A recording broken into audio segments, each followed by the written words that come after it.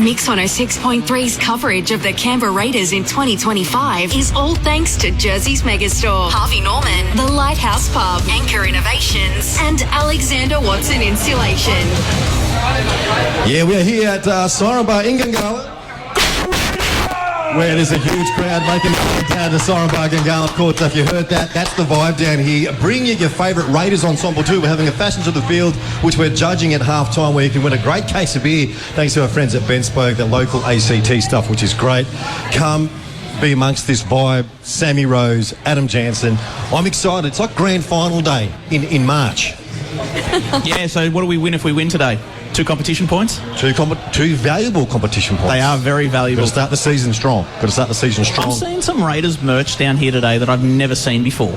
Especially those glasses that Sammy Rose is sporting. Maybe you can get an Instagram story to have a look at this wonderful St. Patrick's ensemble. Day's coming up, so you're sorted for that as well. I might hold on to these, yes. She's Mrs. Fashion of the ACT. Oh, so thank this is you, great Nick. to your collection. What a compliment coming from the fashion guru I've always himself. called you Canberra's best dressed man, Nick, and those Ray-Bans you got on today, they are special. Are they? Well, you said man. They're very green. Best dressed lady. Sammy Rose does it best. Look, we're going to go to our predictions very soon. Let's talk a little bit of footy, guys and girls, in regards to how we're going to go. So we mentioned about Hudson Young, Morgan Smithies. They'll be fired up for a big one. We also mentioned some of the key signings in the off-season for the Warriors. But Charles Nickel-Klukster, one of our favourite men from back in the day, he always has pulled his socks up. And I think he's undefeated with his return back to the Warriors in the Raiders-Warriors clashes, AJ. Yeah, I'm just having a look at this Warriors side now. Of course, Chance played in the grand final for the Canberra Raiders, and there's only 3 Raiders from that side left, by the way. But, 4 of them playing today, obviously with Chance on the other side of the field. And, of course, a couple of other former Raiders on the Warriors side. Mitch Barnett played 2 games for the Canberra Raiders. Aaron Clark, a lot of people don't know this, actually spent some time at the Canberra Raiders as well. Never played a game of first grade, but he's someone who the Raiders didn't really give an opportunity, and then he went into the Titans and found some game time there, and has gone to the Warriors and also found his way into my Supercoach team. But I think he's going to have a big year, and he'll be playing with a point to prove against a club that never really gave him an opportunity. But just looking at the outside backs, the Raiders... There's a bit of, I don't know what the right word is I'm looking for here, consistency from last year of the lineup. Like we've had the same centres for quite a few years now, Nick. Big season ahead for Sebastian Chris and Matt Timoko. Not a lot of tries between them last year. Sammy, I think if the Raiders are going to compete this year, I think they're 2 players that need to improve. Yeah, and we know that Matt Timoko and Seb Chris, they're both so versatile, and Timoko in particular, he's brilliant when he's got his game on.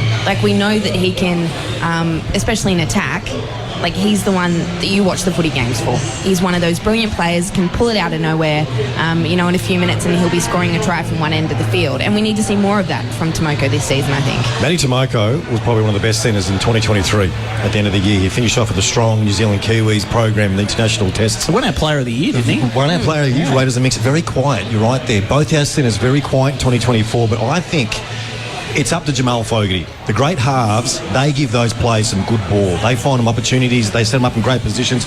Look at what Cooper Cronk done to the Roosters. Tedesco was a great player. He went up a gear when Cooper Cronk came to the club. We now need Jamal Fogarty to be our link man and to create and to get us some great field attacking positions and give Timoko and Chris on each edge some good ball. And I think it's as much as it's up to them two, it's also as much as Jammer's responsibility as well, Sammy. Yeah, Nick, with the different sized field, how important do you think Jamal's kicking game will be today for the Raiders? Hugely so. The Raiders, we've actually been training in the last, 2 months. Just after Christmas, they actually started doing that. That last trial at GO against the Sharks, it was in that short modified field.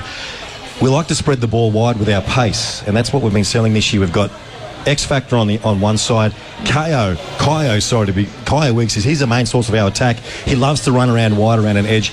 A little bit skinny this year, but I think they've had enough time to practice. The in goal's also a little bit shorter, so the dead ball 7 tackle sets are going to be really careful about that. But I think it's going to suit our style. So it's a dry track, big offloads through the middle. Watch to be quite expansive through the middle. That's where we'll win it. The battle of the halfbacks could be really interesting. You mentioned Fogarty. I think he's got until, I think it's something like round 6. There's some sort of club option thing in his contract, whether or not he's going to be here next year. But obviously I hope that he is. It's interesting, the Warriors halfback, Luke Metcalf, didn't play a lot last year, got injured very early in the season. I think it was a hamstring injury or possibly a knee injury. He's a former fullback. He played fullback at the Sharks, so I think the kicking game, I would imagine that Jamal Fogarty has a better kicking game than Luke Metcalf, but Luke Metcalf's probably going to run the football a lot more. But the battle of the halfbacks this afternoon could be a very interesting battle. And also the 5'8s too. Ethan Strange had a great little off-season, his first kind of full off-season. Oh, sorry about that. A couple of games under our belt. But we've got speed. We've got the forward pack to get us there. It's all about the creativity in attack to get the points. I think it's going to be a low-scoring game. And we talk about who do you think is going to win.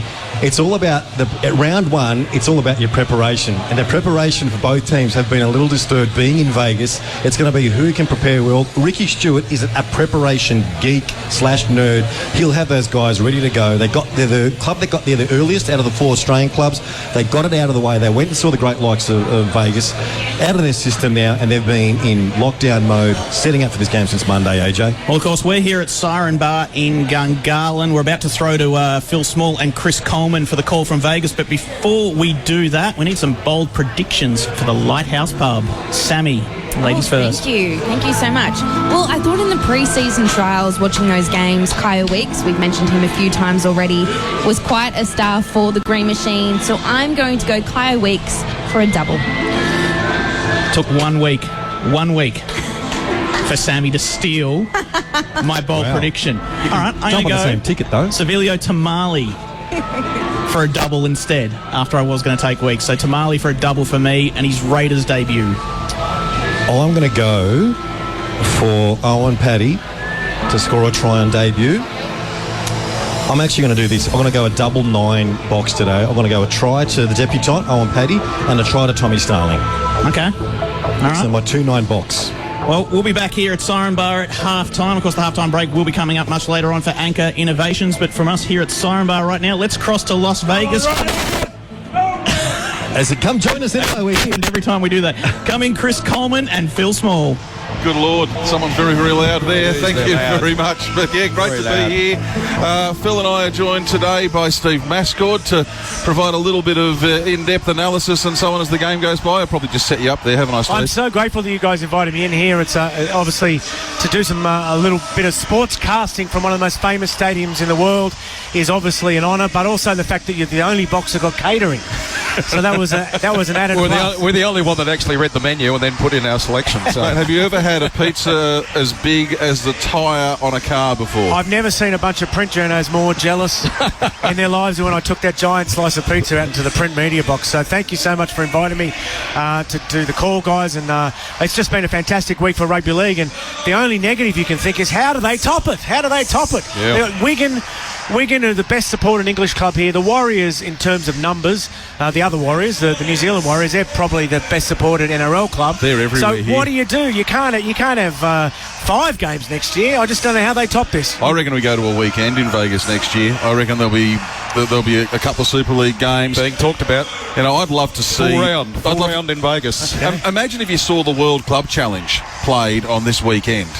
The English champions up against the Australian champions. They get their competition bye, but get to play that.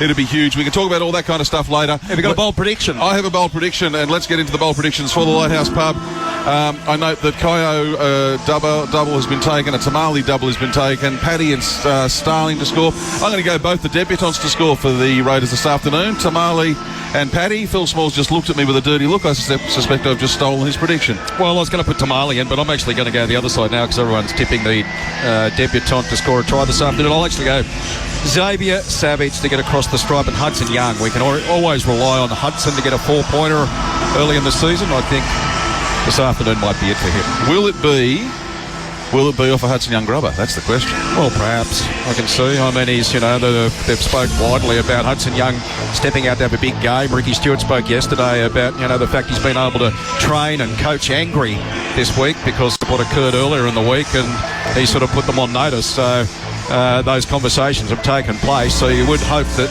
the boys that do have a good game this afternoon are the ones that, get things rolling, are the ones that played up a little early in the week. Now, Steve, you've been here all week and you've been in camp. You've been embedded with the NRL, if I can use that horrible wartime journalistic line. How have you found it from your perspective and what you've seen about the Raiders camp across the course of this week? Well, my first duty, I arrived late on Sunday night.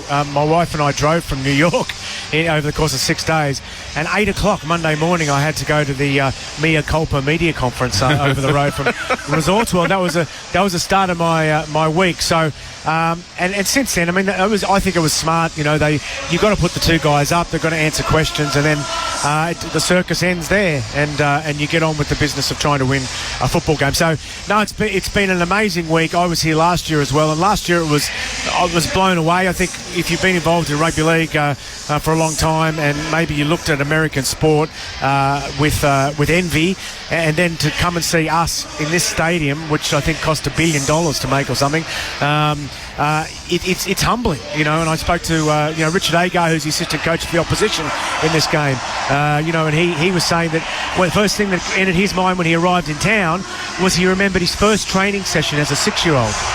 And he remembered how many people were there, what the weather was like. His dad was his coach, and it felt like that it had all been worthwhile, and that the game had arrived, and this was our moment on Olympus. I know that sounds dramatic, but if you were here, you wouldn't be laughing at me using that sort of language, because it is quite overwhelming. This one's kind of more important than last year. Last year there was the novelty factor about it being the first year and so on. This year they've got to do better than last year. And I think so far, I think they have. The bar has been raised, and God help who gets this weekend next season. Well, having the New Zealand fan base and also the English fan base here, that's a step straight away. It is, and what you said earlier about having the World Club Challenge here, that gives you a get out of jail free card where you get Wigan again, basically, and maybe you get one of the Australasian teams who've got a lot of support as well. So it's a very smart thing to do. It's probably more impressive to the Americans when you tell them that a world title is on the line. So that is the one way you could step it up and still only have 4 games. But I can't think of any other way at the moment. Here come the Warriors now, and I just can't. There's a lot of Green Machine fans here. You can see a bay of green down there, and there's scattering opposite us. We're up with the gods, but I cannot tell you how many New Zealand Warriors fans are in town. They're everywhere. Listen to the roar. Yeah, the strip is absolutely full of them. It's a choice, bro? And to think, like Richard Agar, I remember going to a lunch in 1993 in Sydney at the Hilton, and it was the Auckland Rugby League, and they wanted to join the Sydney Premiership, and they gave us all a mug. I might still have it. And to think it's turned into a cultural force like this, that so many thousands of people can sell out a plane in 17 minutes and come to Vegas. When you get old, there's some negatives about getting old, but being able to remember things like that is a positive. Well, down there on the sideline, there is a marching band with their instruments all lit up in neon. The Viking horn, specially constructed in the US for this one, is about to be blown. It'll be blown by Tyler Manoa. He's from the Las Vegas Raiders NFL team. Now, you won't have heard a lot about him now, but I've heard big things about this guy as he's about to get onto the Viking horn now. And then we'll see what the Viking clap sounds like under the closed roof here. I'd reckon there's about 30,000 in here at the moment in the seated area, and heaven knows how many queuing up for food at the moment. They're all standing with both arms aloft. And the Wigan fans, even though they had a 48-24 win, I don't know if you've read out that score yet to the listeners, a big win over Warrington, none of them have moved. No, none of the Warrington fans have moved either. They've all stayed the Green Machine. And here they come. There come the Canberra Raiders, led out in that spectacular graded green strip. It starts light green at the top and then comes down to bottle green in the shorts. It's sort of the NRL version of a colour rush uniform. There's about 30 seconds till the kick-off here. Repeating the changes from the advertised program for the Canberra Raiders. Morgan Smithies moves from lock to the bench. Josh Papali'i will be starting at lock. And for the New Zealand Warriors, Mitch Barnett moves from prop to lock. Aaron Clark moves from lock to the bench. And Jackson Ford moves from the bench to start at prop. Victor Viking is down there under the goalposts, which are yellow, I should add, in keeping with American sports goalposts, which are all yellow. So we've adopted that little bit as well. I don't know if they light up. We'll find out about that during the course of the game. They did last year. I think. So we'll find out if that happens again this year. The referee for today is Grant Atkins. Touch judges are Phil Henderson and Dave Munro. And the senior review official in the bunker, which I don't know where the bunker is Gerard Sutton. The countdown is on.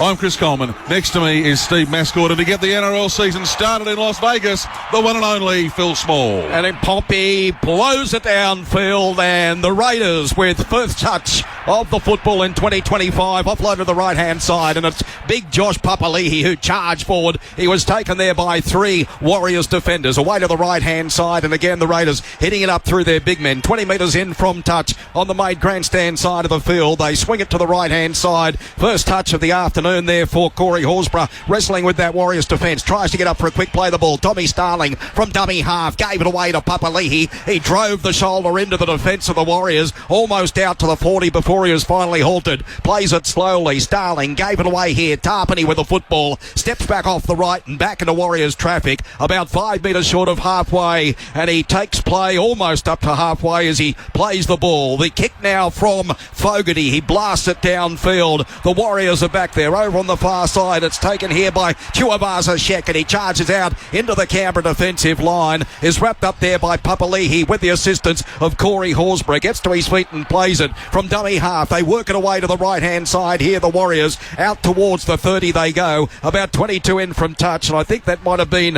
Tuapiki with the football as they go once again here to an outside back, which is Leotoa, who takes it down to the 40 on the Warriors end of the park. Now they try to put it to the left-hand side. The Canberra defence is driving in numbers. They force the Warriors back inside the 40. Away to the left-hand side of the park it goes. Almost up to halfway the Warriors, but the defensive line of the Green Machine is good. Now the kick comes here from Harris Tavita, and he puts it downfield. Back here is Kyo Weeks. Takes it beautifully. 10 metres out from his own line. Races forward up towards the 20 he goes. 2 Warriors defenders in there. They play the ball quickly. Away to the left-hand side of the ruck it goes to, I think it might be with the football, Tomale with his first touch of the afternoon. Over the 30 he goes. Canberra's end of the park. 0-0 here in Vegas, in Sin City. This is Hudson Young charging forward down towards halfway. Centre of the park. Plays it away to Starling. Gave it to Horsburgh. He dummied the flick to Hosking.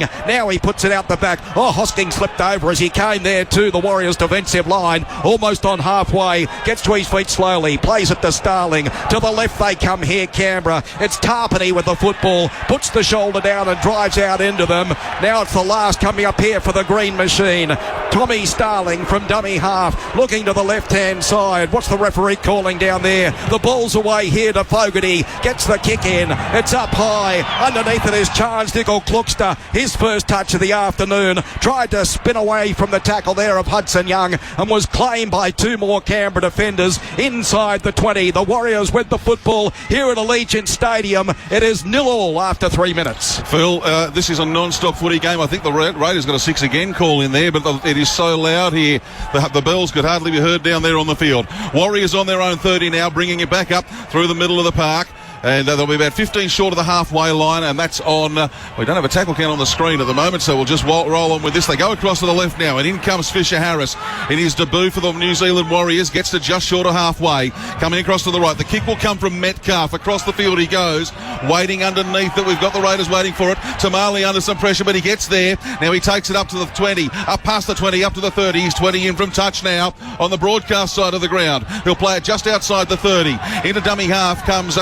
Ethan Strange. Strange pops it to his right to Sebastian Chris, who's about 9 short of halfway before he's tackled. Strange into the dummy half roll again. Gives it to Savage with that trademark little hop and skip as he goes into a tackle. Gets hit very hard by Mitch Barnett. 2 other Warriors jump in. They've pushed him back 7, 8, 9, 10 metres before the referee finally calls held. He got absolutely monster there, and now there's a little bit of a dart from the Raiders in dummy half there, and they're up to about halfway line. They are indeed, and that was Tom Starling doing what Tom Starling does to his best. Now it's Savage again, gets a pop away, finds the ball onto the chest of Hudson Young. Young running across field, tries to get an offload away to Zach Hosking. Thought there might have been a Warriors hand on it in there. Don't know if there was. No bells ringing. No signal for a 6 again that we could pick up. They got it there. Okay, so this game hasn't stopped in 4.5 minutes, and it rolls on. The Raiders on a new set, and they're inside attacking territory. So getting up to play the ball will be Hudson Young. He plays at 9 to the good of halfway. Go to the left, and in comes the big red fella in Corey Horsburgh. Gets an offload away very late. Starling inside the 30. Up the middle of the park he goes. Steps left, step right. He'll be tackled on the 20. Great opportunity here for the Raiders to score the first NRL points in Vegas. this year. In comes Joe Tarpany, flicks it out the back door. He finds Starling to Papali'i, steps like a winger around one and then gets wrapped up by Mitch Barnett, who gives him a little bit of attention on the ground as well. Raiders are 12 out. In comes the halfback Fogarty, pops it out to Horsburgh again. They've made no ground there, the Raiders. They're about 12 from the line. Right in front of the sticks, numbers to the left, they go that way. Fogarty pops the ball, it goes through the hands, waiting for it was Sam Chris, he reaches out, I think he's got it down on the line! I think he has! Wait for the signal, referee is saying he's going to go to the bunker. We're going to do our best to bring this to you. It's really loud down there. What's your gut feel, Steve Mascord?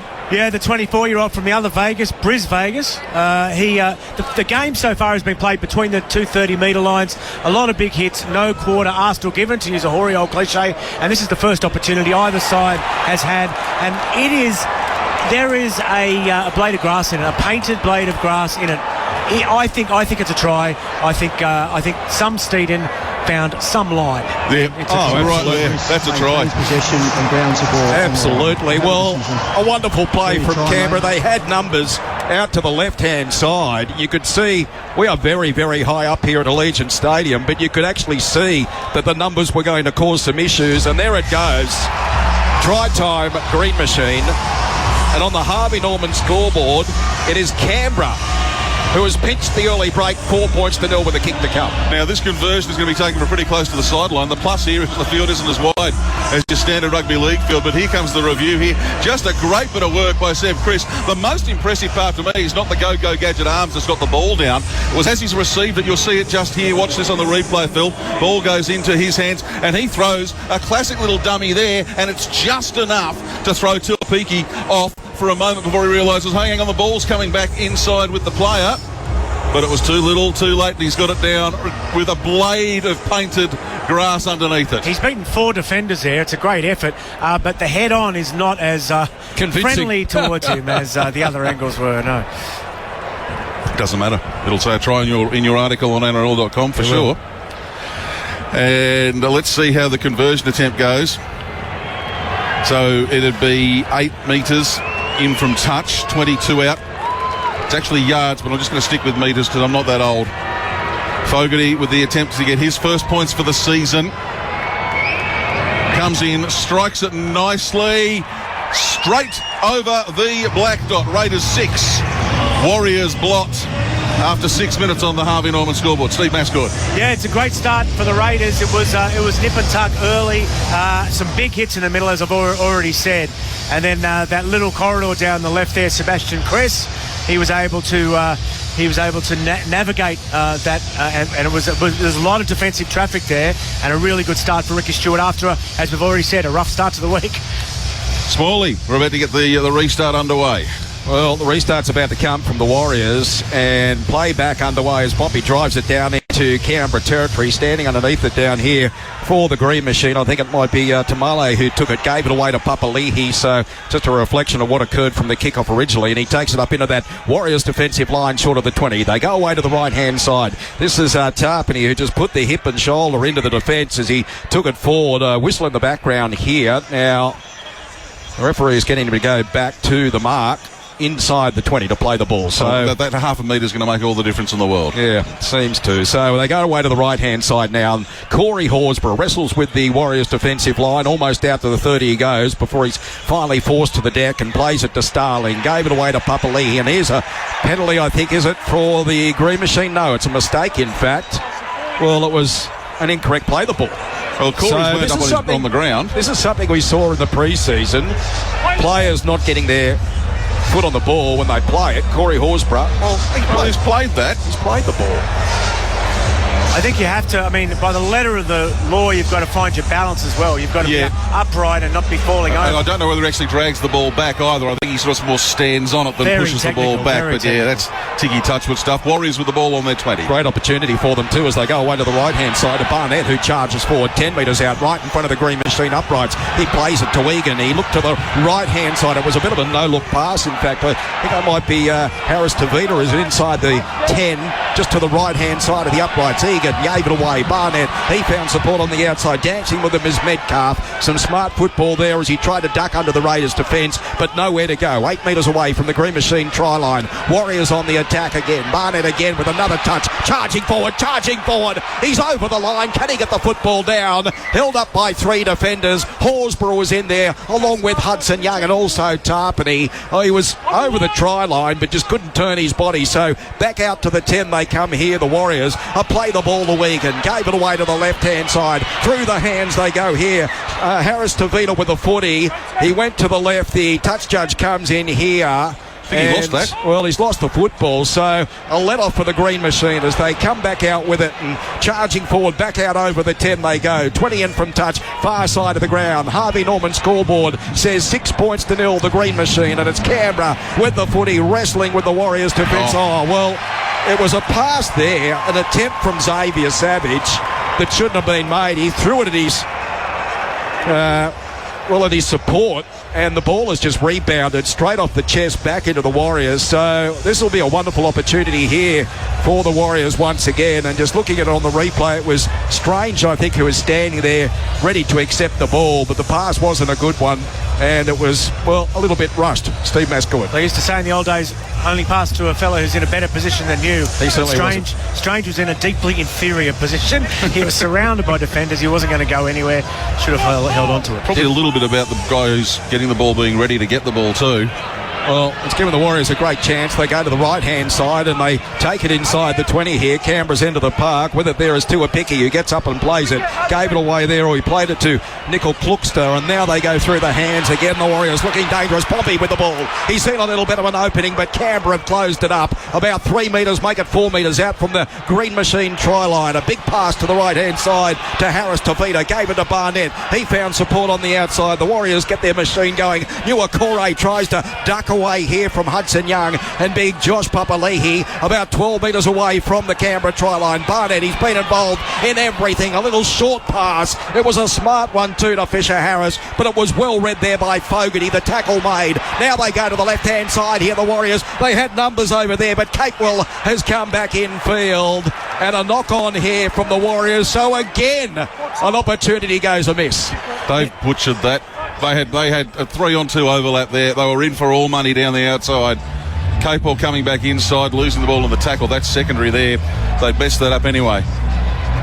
Well, he had every opportunity to try and get the football away perhaps a little bit earlier, but he was also had support on his outside there, and they would have really caused some problems over on that far side of the field for Canberra. But now comes back out to the 10. There's a tackle or a scrub about to be set in front of the Green Machine uprights on the Harvey Norman scoreboard. We've got a scoreline of 6 points to 0, some 28.5 seconds remaining here at Allegiant Stadium in the opening round of the 2025 NRL season. Hudson Young charges forward, back out into the Warriors defence he goes. 22 metres out now from the Raiders try line centre of the park. Plays it slowly to Starling. Gave it away here to Corey Horsburgh, and Big Red wrestles away from the first. Popped one out the side. Gave it away to little Tommy Starling, who darted away up towards the 40. A good run of about 10 metres short of halfway as they go to the right again here to Tarpany. He puts the head down, drives into the Warriors defence. Post contact again for Joe Tarpany. Into the Warriors half of the field he goes, just up over halfway in fact, as the ball's worked away to the left hand side. Savage with it again, just uses a battering ram as he put the head down and drove out into the Warriors defence. Now they go to the right. The kick comes from the Green Machine. Charles Nickel Kluckster stands. Oh, it bounced off his chest, and then he just reeled it in once again and takes it in front of the Warriors uprights. The Warriors back with the footy. They'll bring it out from their own end of the park, and they'll bring it over to the main broadcast side of the ground, and they do that there through Leatua. He's brought down about 28 out from his own line. Now, when coming in off the wing is Tuapiki. Right up the middle of the park he goes. He's about 12 short of halfway, where he's tackled by Josh Papali'i. The other winger, Tuivasa Shek, the rugby league and rugby union great, makes it to 7 short of the halfway line before he's brought to a stop. They'll come back to the right. Holding the pass was Pompey, and he gets up there and he'll play it about 6 metres to the halfway line. Sorry, Egan, not Pompey. Plays it about 6 on the Raiders side of halfway. Ball comes back to Harris Tavita. It hangs in the air and hangs and hangs. Waiting for it is Savage. He takes it flat-footed on the ground and is absolutely monstered in the tackle. Fisher Harris and Capewell. He's run into a solid brick wall and he goes to ground. Now it's with Tamale, Raiders debutant. bright red boots here at Allegiant Stadium in Vegas. Savage comes in for a second involvement in this set. He's 15 short of the halfway line. Starling calling for some space around the play the ball. Pops it out to the right. Gives it on to Josh Papali'i, and Papali'i up to almost the halfway line. Raiders should get across the halfway line here, and they do so on this side of the ground with Tamale on the wing. He shows a little bit of flair, but he's been wrapped up by two Warriors. 15 on the attacking side of halfway. The kick comes from Strange, right on the number 4 of the 40 symbol. Waiting underneath it is Nickel Kluckster. He goes to ground. He's jumped into Corey Horsburgh, and then he's landed flat on his back. Corey Horsburgh's going to be penalised here, and I think he's a little bit hard done by. You can't make contact with the player when he's in the air, but I think he's gone into it, and immediately Joe Tarpany's gone in and said he wants a captain's challenge. Contact, famous contacts in the air. Canberra's challenge. What do you reckon, Steve? Yeah, so the argument from the Raiders is that the studs were raised, basically like in soccer. There was he led with his boots, and that the penalty should actually go the other way. So I don't know. You don't see many decisions like that in rugby league, but that is the complaint. The challenge is successful. There we go. So there you go. The penalty has gone against the Warriors for jumping in the air and basically leading with the studs. More of a Premier League soccer type situation. I'm thinking in the AFL, Toby Green from the Greater Western Sydney Giants copped a lot of flack for doing that a couple of years ago. Copped a few weeks on the sideline, if I remember rightly, in that code. So anyway, it all works out that the Raiders get the ball. They get it on the 10-metre line. They lead by 6 after 19 on the Harvey Norman scoreboard. And Smalley, they might just be about to go in again as we see Joe Tarpany trying to get inside the 10, and he'll be forced to play it after tackle 1 on that 10-metre stripe. Yeah, wrestles with him in front of the uprights. Now it's with Papali'i. He tries to back through the Warriors' defence. He's been very strong early doors. Big Josh Papali'i from dummy half. Tommy Starling runs across field. Oh, he found Big Red. Saw a little bit of an opening. Tried to push the big body through it, but it closed very, very quickly. 3 Warriors defenders in there. Plays it to Starling. Gave it away to Papali'i. Tries to push away from him again. Slipped one out the back for Starling. He looks to the left. Puts a little kick in. Oh, he ran in behind one of his own men, Tommy Starling. Well, it would have been try time for the Green Machine. Tamale had all the room and all the time, but unfortunately there was a man in front, Tommy Starling, and he has been penalised for it. So a little bit of a let-off there for the Warriors, and they will get the opportunity from inside their own 10 to put a kick downfield to Steve Mascord. Yeah, that was actually a good captain's challenge, wasn't it? We've seen the captain's challenge introduced in Super League this year, and they're sort of doing it without using their brains, and not many of them are successful. NRL players are more used to it. By the way, there was Chance Nickel Kluckster who led with his studs, and the other point I want to make is there's quite a contrast between this match and the earlier game in terms of intensity, in terms of defence. It's a much higher standard. Not to be too critical of Wigan and Warrington, but particularly Warrington, they were very disappointing. I want to make 70 points in 80 minutes, yeah. Make a point between Kyo Weeks and also Xavier Savage. I don't know what's happened with both of their hairlines, but they both look very similar now. Here go the Warriors down the far side of the field. Charging forward is Roger Tuivasa-Sheck as he tries to get away from the Canberra defence. The ball comes loose. It's picked up there by Fogarty. Gave it away here. Now, this is, I think, Kyo Weeks. Gave it on the outside. Found support there. Oh, Hudson Young. It was a strong little hip and shoulder into the Warriors' defence. Bounced away and took it up to the 40. Canberra's into the park, wrestling for a play the ball. Whistle goes in the background, and it's a Green Machine penalty. Now, Steve, we're giving you the task of picking our player of the game for Alexander Watson insulation. What's caught your eye from the Raiders in this first 15-16 minutes? Well, actually, I'm not going to do it without the support of statistics. So I'm going to reserve judgment. You tell me, give me a bit of notice, and I'll check everyone's stats. But I can tell you that possession has gone 64-36 to the Raiders at the moment, and the Warriors have a slightly better completion rate, 80% to 66. Well, the Raiders have the ball, and they're about 32 from the try line, and they're right in front of the post, and that's on tackle number 1. So they'll come across to the left now, and going through the hands, coming in on the inside. That might be Zach Hoskin. Gets the offload away now. He finds the ball in support there, and it's a Savage coming across field. He'll go up to about 12 metres out before he's stopped now, right in front of the post. Raiders have got numbers to the right, and they go that way, but running back on the angle again is Hosking. He's inside the 10 now, just to the left of the uprights. Numbers out to the right for the Raiders. Do they go there? Interference in the play of the ball. Referee just says, go back and play it again. Ball goes to Tarpany. It's been raked out from him. Bounces off a Raiders foot. Comes up into the hands of Chanel Harris-Tavita. It goes to ground. First bit of fumble fest for 2025. Well, it was very, very sloppy from both sides, and It's going to be a Warriors... Well, it's Warriors penalty, in fact. Okay. Well, so Corey Horsburgh's been called out. Now, where is Corey Horsburgh in this play?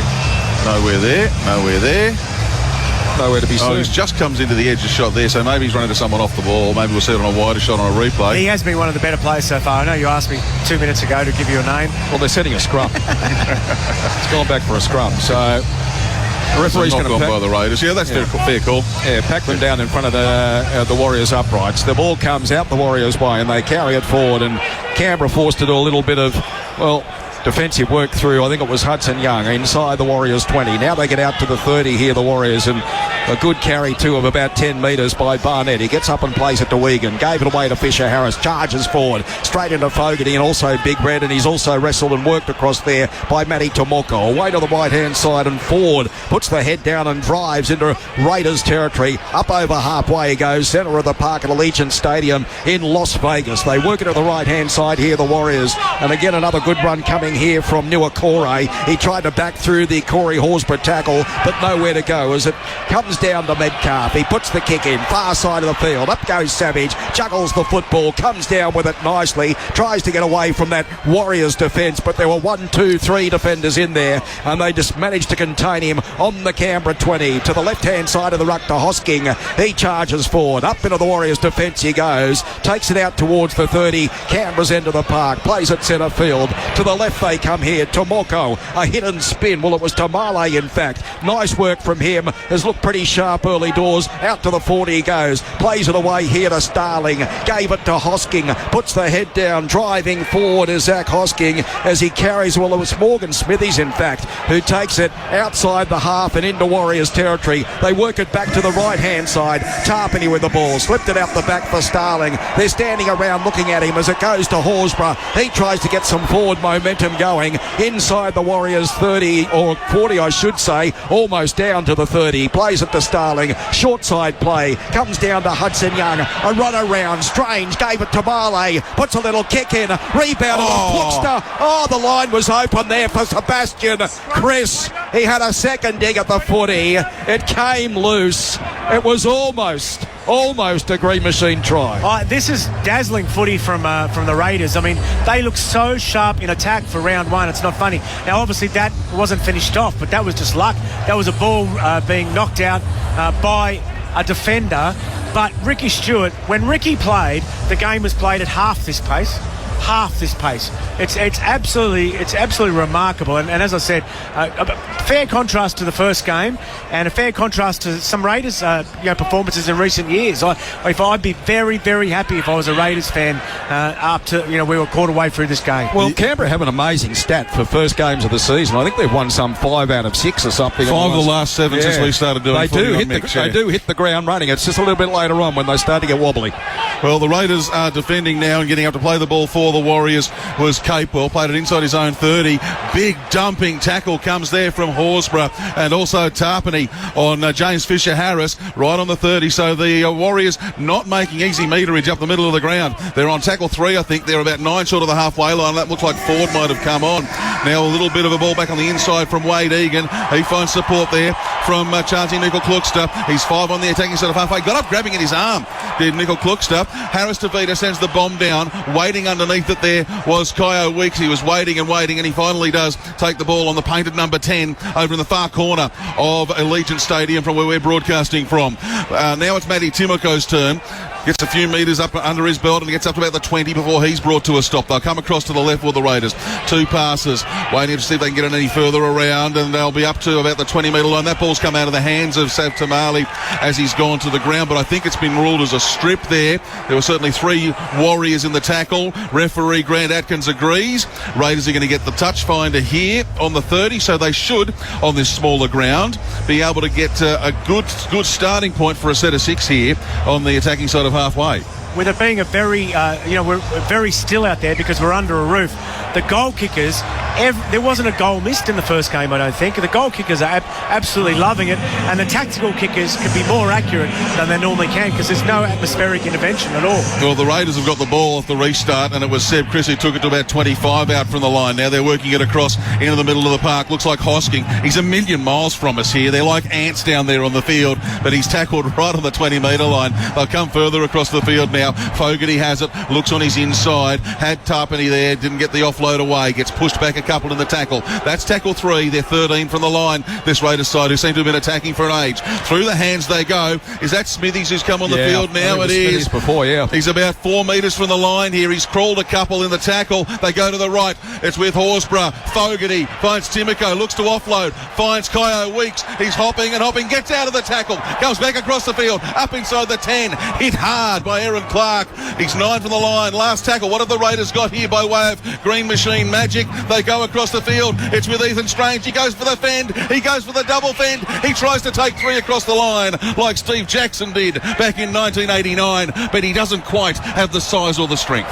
I know a lot of people at home be wondering how many people are here. Last year it was 40,000, and maybe the stadium said it was a bit less a few months afterwards.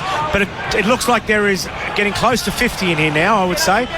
It's definitely more than last year in here already with 2.5 games to go. So it's been magnificent. Being today. Under the roof, the noise just goes nowhere. It is incredibly loud. Back to you, Phil. Yeah, they come away with it here. The Warriors outside the 30 they go, about 15 metres in from touch, that far side of the football field. What have we got left on the clock? 16 and a half, counting down. Canberra leading on the Harvey Norman scoreboard by 6 points to 0. The Warriors with the football, taking it forward here is Aaron Clark, and he tries to get under the Raiders defence short of halfway, plays it to Egan, gave it to the right hand side. The kick comes off the boot of Metcalf, drives it into Canberra territory, down to the 20, taken by Tamale, and he in turn is absolutely smashed there by Tuapiki, right on the 20. He gets up and plays it to Strange, gave it away here to Weeks, who was monstered by 2 Warriors defenders and shifted sidewise, plays the football on the 20. It comes down here, Sebastian Chris with it, tries to drive out into that Warriors defence, but nowhere to go. Plays the football once again. To the right hand side they come, getting involved in Xavier Savage. He's had a good start to the game, a good game so far from the youngster as they look to the right hand side. Now that is Hosking, I think, with the football, tries to offload there to Tommy Starling, who was standing directly behind him but couldn't do so. The last coming up for the Green Machine, down to Fogarty he goes. He looks for ground as he plants it downfield. It bounces up there into the waiting arms of Charles Nicol Kluxter, charges forward, looks on the outside, finds Roger Tuivasa-Cech, who tries to get away from the Green Machine defence, but there's 2 defenders in there that make the tackle. Smithies was leading the way as they work it away to the right hand side. Pompey, well, some of these defenders are just flying in for Canberra. That was a heavy hit inside the 30. They go to the right hand side again here. The Warriors just looking to try and find some ground from inside their own half at the moment. The football is now to the right here. I think it's Dylan Walker with it, skipping forward down towards halfway, looking for a bit of spark. Dummy out of dummy half there by Egan, gave it away on the outside, and again the Warriors down towards the Green Machine 4. But it is the last coming up, and the kick comes once again from Harris Tavita, puts it high on the air over on the far side. I think it might have been Weeks who raced across and took the footy about 2 metres in from touch on that far side of the park, plays it away to Fogarty, down to Xavier Savage, who tries to pirouette out of the tackle of 2 Warriors defenders but can't do so. On the 20, Canberra's end of the ground, it's one end to the other. It's great action, great football here in Sin City. Allegiant Stadium is the place to be as they carry it forward here. Canberra down to the 30. It's Corey Horsburgh again, dummies, calls to Starling, still fighting with them, Big Red finally gets to play the ball into Starling. He dashed from dummy half into an opening. It's a huge opening.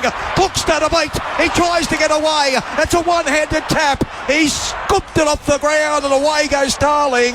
Look to the right-hand side. He had support there. It is the last for the Green Machine. 5 out. Plays it to Starling. Gave it to Fogarty. On the outside is Strange. Numbers. Savage dives. The X-Man is in the corner of Allegiant Stadium. Whistle goes in the background. And the team from the nation's capital lead on the Harvey Norman scoreboard. 10 points to 0 with a kick to come. Tom Starling, he roared into the clear. He had Mariota in support. Mariota wasn't quite up with him, so that allowed the Warriors defence to reel him in, Tom Starling. But it was a great break. We're watching on the replay now. Wonderful break from the back of the ruck too, and he almost got to the try line. He got to within 8 points of the try line. But the Raiders showed amazing composure and patience there. You might have considered that a try blown, but it wasn't. It was a try created because of what followed on the next ruck.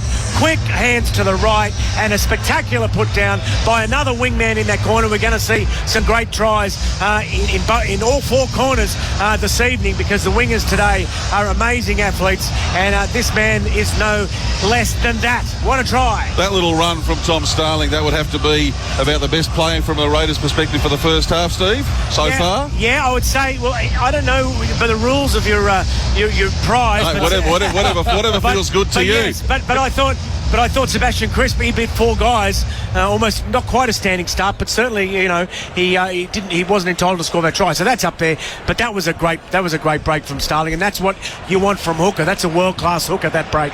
Mate, it's whatever feels good to you at the end of the game. That's how it works.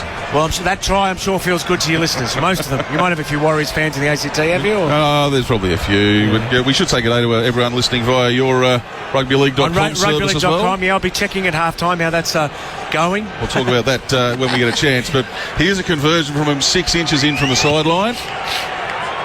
And I think it's just gone away. It has, just away to the left. So conversion unsuccessful, but on the Harvey Norman scoreboard with 12 minutes to go until the break, the Raiders lead by 10 points to 0. This is the best start that the Raiders could have asked for. They've really been up against a very good defensive side up the middle in this Warriors side. I'd made a little note here earlier. Where is it? There we go. Strong in the forwards, questionable on the outside backs, the Warriors. And I think that's pretty much how it's played out so far. And that break, though, was right through the guts, wasn't it? Tom Starling right behind the ruck there. And he had, as I said, had the patience. Mariota wasn't quite up with him. One pass and then quick hands to the right with Xavier Savage dotting down for the second try of this match.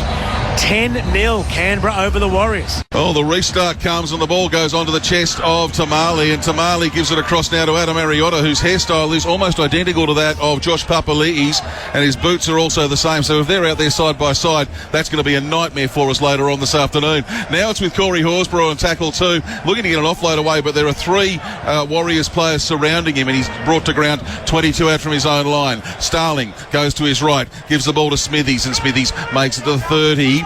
Good little consolidation set needed here from the Canberra Raiders. Fogarty looks back, finds Hosking. Hosking makes 5 post-contact metres and is brought down on the red line, signifying 40 at his own end of the field. Raiders come back across to the left. Couple of cut-out passes. Well, with Strange, he sends it back to Hudson Young, who's running on the inside. He's our Raider in focus for today, by the way, for Jersey's Megastore. We'll ask your thoughts on him in a little while when we get a chance, Steve Mascord. But the ball comes back to Fogarty on the last. He kicks 5 metres short of the halfway line. That's come up almost as high as we are. And then it comes down to Nickel Kluckster, who is flattened by it, gets up, runs out, and is surrounded by 3 Raiders on the 20-metre line at his own end of the park. 11 to the break. Raiders up by 10 on the Harvey Norman scoreboard. And now the Warriors bringing it further upfield through Chanel Harris to Vita. He's 20 in from the sideline on the far side of this magnificent stadium in Las Vegas. I think that might be Tuapiki in there at the bottom of the pile. It is. He'll get up and play it on the 30-metre line. They come back to the right. Layer 2 have been relatively quiet so far today. Gets involved here, brings it up the middle and takes it to about 9 short of the halfway line. Warriors starting to look a little bit tired in some parts of their play. Some players standing a little bit flat. This time they've gone 6 passes across the field. It goes to Pompey. Pompey finds Tuivasa-Sheck, and RTS gets his RTS up and running and gets over the halfway line. He's about 9 to the attacking side of halfway as the kick now comes, and it goes straight up in the air as the kicker was flattened as he kicked it. Warriors go with it, and a secondary kick is knocked on there by Sav Tamale as the little grubber there came from, I think it was Layer 2. Stoppage in play here. Well, this will be for the tackle on the kicker, I think. This is Harris to Vita as he goes to kick the ball, and there is contact with the knee there, and the referees generally don't like that too much. So I wonder if Xavier Savage is going to find himself in a wee bit of trouble here. Just having a look, it's been reviewed. It's on report. There we go. You hear Grant Atkins saying it's on report. I suspect he'll probably be a few dollars lighter in the wallet. He might want to get to one of the casinos and see if he can make a few extra bucks tonight, Steve. From the penthouse to the you-know-what for him in a short space of time. Outhouse. We'll go with that. Warriors with the touch finder. By the way, people are clamouring for the ball in the grandstands here when it's kicked into touch because they're doing the baseball thing. Ball goes into the crowd, you get it, you keep it. So there's a lot going on there. But the Warriors now on the attack about 10 metres out. They're just about 5 to the right of the uprights. They go across to the left and in comes Ford. He'll take it to about 3 out, straight under the post. You hear the bells ringing there, maybe. And it is a 6 again because the Raiders were up too far. So a full set for the Warriors now. Metcalf goes left, Harris to Vita. Harris to Vita to Tuivasa-Sheck. Too many hyphens here. He's brought to a stop. About 8 out, 2 in from touch. They'll come back to the right because there's no room to the left. Metcalf has it, holds it out in front of him. Across the park they go. 3 passes. It's with Nickel Klugster. Now it goes further across. He finds Leatua. Leatua outside the 10, 12 in from touch, so they've been pushed back on the past couple of tackles. Egan at dummy half, sends it right, finds Clark to Walker. Walker has support, I think it might be Ford again. He was tackled very, very quickly, it was. They continue on the short side, they've got an overlap. Harris to Vita, Metcalf, it's been thrown. The interceptor has been taken by the fastest man in rugby league. You can put down the field glasses. Xavier Savage goes 95 metres and scores a try for the Green Machine. They're 14-0 up before the break here in Sin City. Wow. Well, so well read by Xavier Savage on the far side of the field. He saw it from a million miles away. They had the overlap, the Warriors. They went for the big pass. It was the cutout ball. And it has cruelled them because it just gave that little bit more space to Savage. And he just injected himself into that Warriors back line, and he was off and away. It was a good chase. The aerial shot, he's on his own in the aerial shot until he's inside the 30. And I don't care who you are. You can be Mr. Brightside, you can be Farlap, you can be Linford Christie, you can be Usain Bolt. You're not going to catch him over that final 30. It's never going to happen. Great length of the field try. That's the excitement of rugby league, Steve. Yeah, it was Ali Leatua who put on that sort of gallant chase to maybe keep him away from the post. But I said, penthouse to the outhouse. Now back to the penthouse. 95-metre He's run. up and down in that lift. And the Raiders are right on top here, aren't they? They're really bossing the Warriors who look, hard-working, and they look like they're sticking to their game plan. But the Raiders just have more flair in attack. Just have more flair. The Raiders in the off-season lost Rapper, Kotrick, Whitehead, Wolford, but they've had other players who've been sort of getting some first-grade experience, and so they know the systems. The Warriors, on the other hand, they lost Johnson, Harris, Fanua, Blake, to name a few, and they really haven't been able to gel just yet. There's a lot to like about this Warriors side in later parts of this season, but just not this first half. Conversion attempt from 10 in from touch, right on the 20-metre line. I love the American-style numbers on the field too.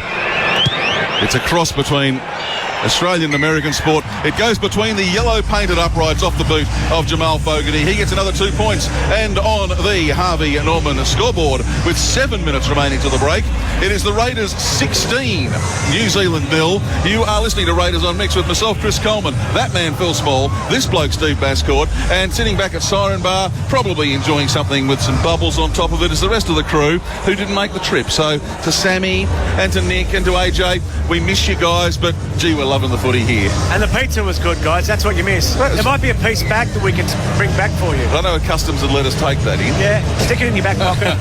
The restart comes from the Warriors. They drive it down into Raiders territory. It's taken by Damale. Gave it away there to Mariota, I think who it was. He tried to put his shoulder into the Warriors' defence, and they forced him back inside the 10, about 5 metres away from his own try line when he finally plays it to Starling, who gives it to Horsburgh, and Horsburgh just drives out into the Warriors' defensive line. Oh, good post contact. Corey Horsburgh. Well, he's returned in fine fashion, carries it down towards the 20, plays it to Starling, gave it away to the left-hand side of the ruck, and I think that might be Zach Hosking with the football with it. He tried to duck under the Warriors' defence, but nowhere to go. Starling now looks on the outside. He's got support. Smithies carries it forward, wrestles with the Warriors' defence as he continues outside the 30, almost down to his own 40. Starling again from dummy half, gave it to Hudson Young. He's taking turns with Smithies, and, well, they're working some good combinations out there, Canberra, as he plays it again. Starling away to Fogarty on the last, gets the kick away, far side of the field. Roger Tuivasa-Sheck takes it inside his own 10, gallops back out into the Raiders' defence. He's met there by Mariota with the assistance of Starling to make the tackle on the Warriors' 20.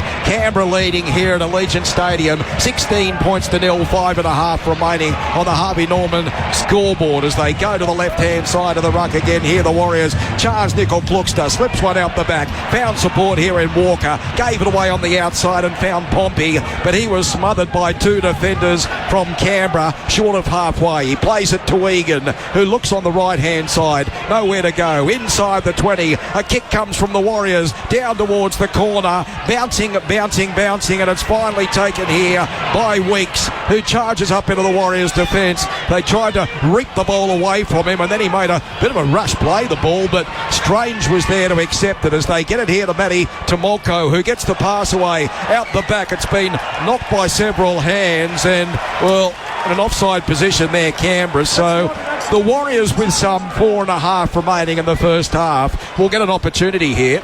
Now, Steve, let's just get a quick reflection on you on Hudson Young so far. He is our Raider in focus for Jersey's Megastore. Been involved in plenty. Yeah, he has. You know, living in England, you kind of you get to know the players.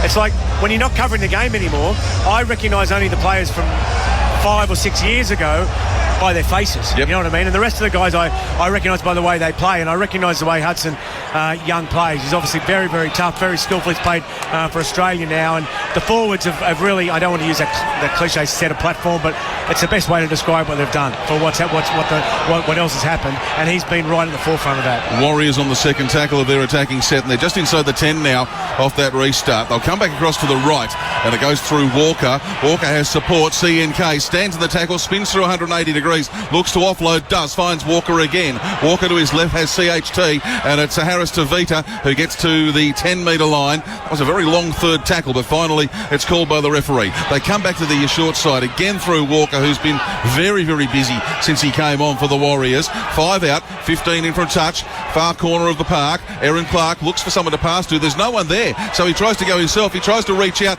Your arms are going to need to be 9 feet from there. Last tackle, Grubber. No, they go the passing option again. It's through the hands to Pompey. Pompey puts it on the ground. It's been off the feet there of Tuivasa-Sheck. Of Savage, and he's lost it over there, and I think it might be Tuivasa-Sheck who's dived on it in there. No, it's Harris Tavita who's dived on it. So the Warriors, full set of 6 from inside the 10. Now it's Tuivasa-Sheck. He comes across field, runs out of the first, runs out of the second. Brought to ground by Hosking and Horsburgh. The double H's, they grab hold of him just inside the 10 in front of the post. They go back to that far side again. Harris Tavita finds Pompey. Pompey gets the ball onto the hands of one of the big support players on the outside, and it is a try there for Kurt Capewell, the biggest winger you are ever going to see in the world of rugby league.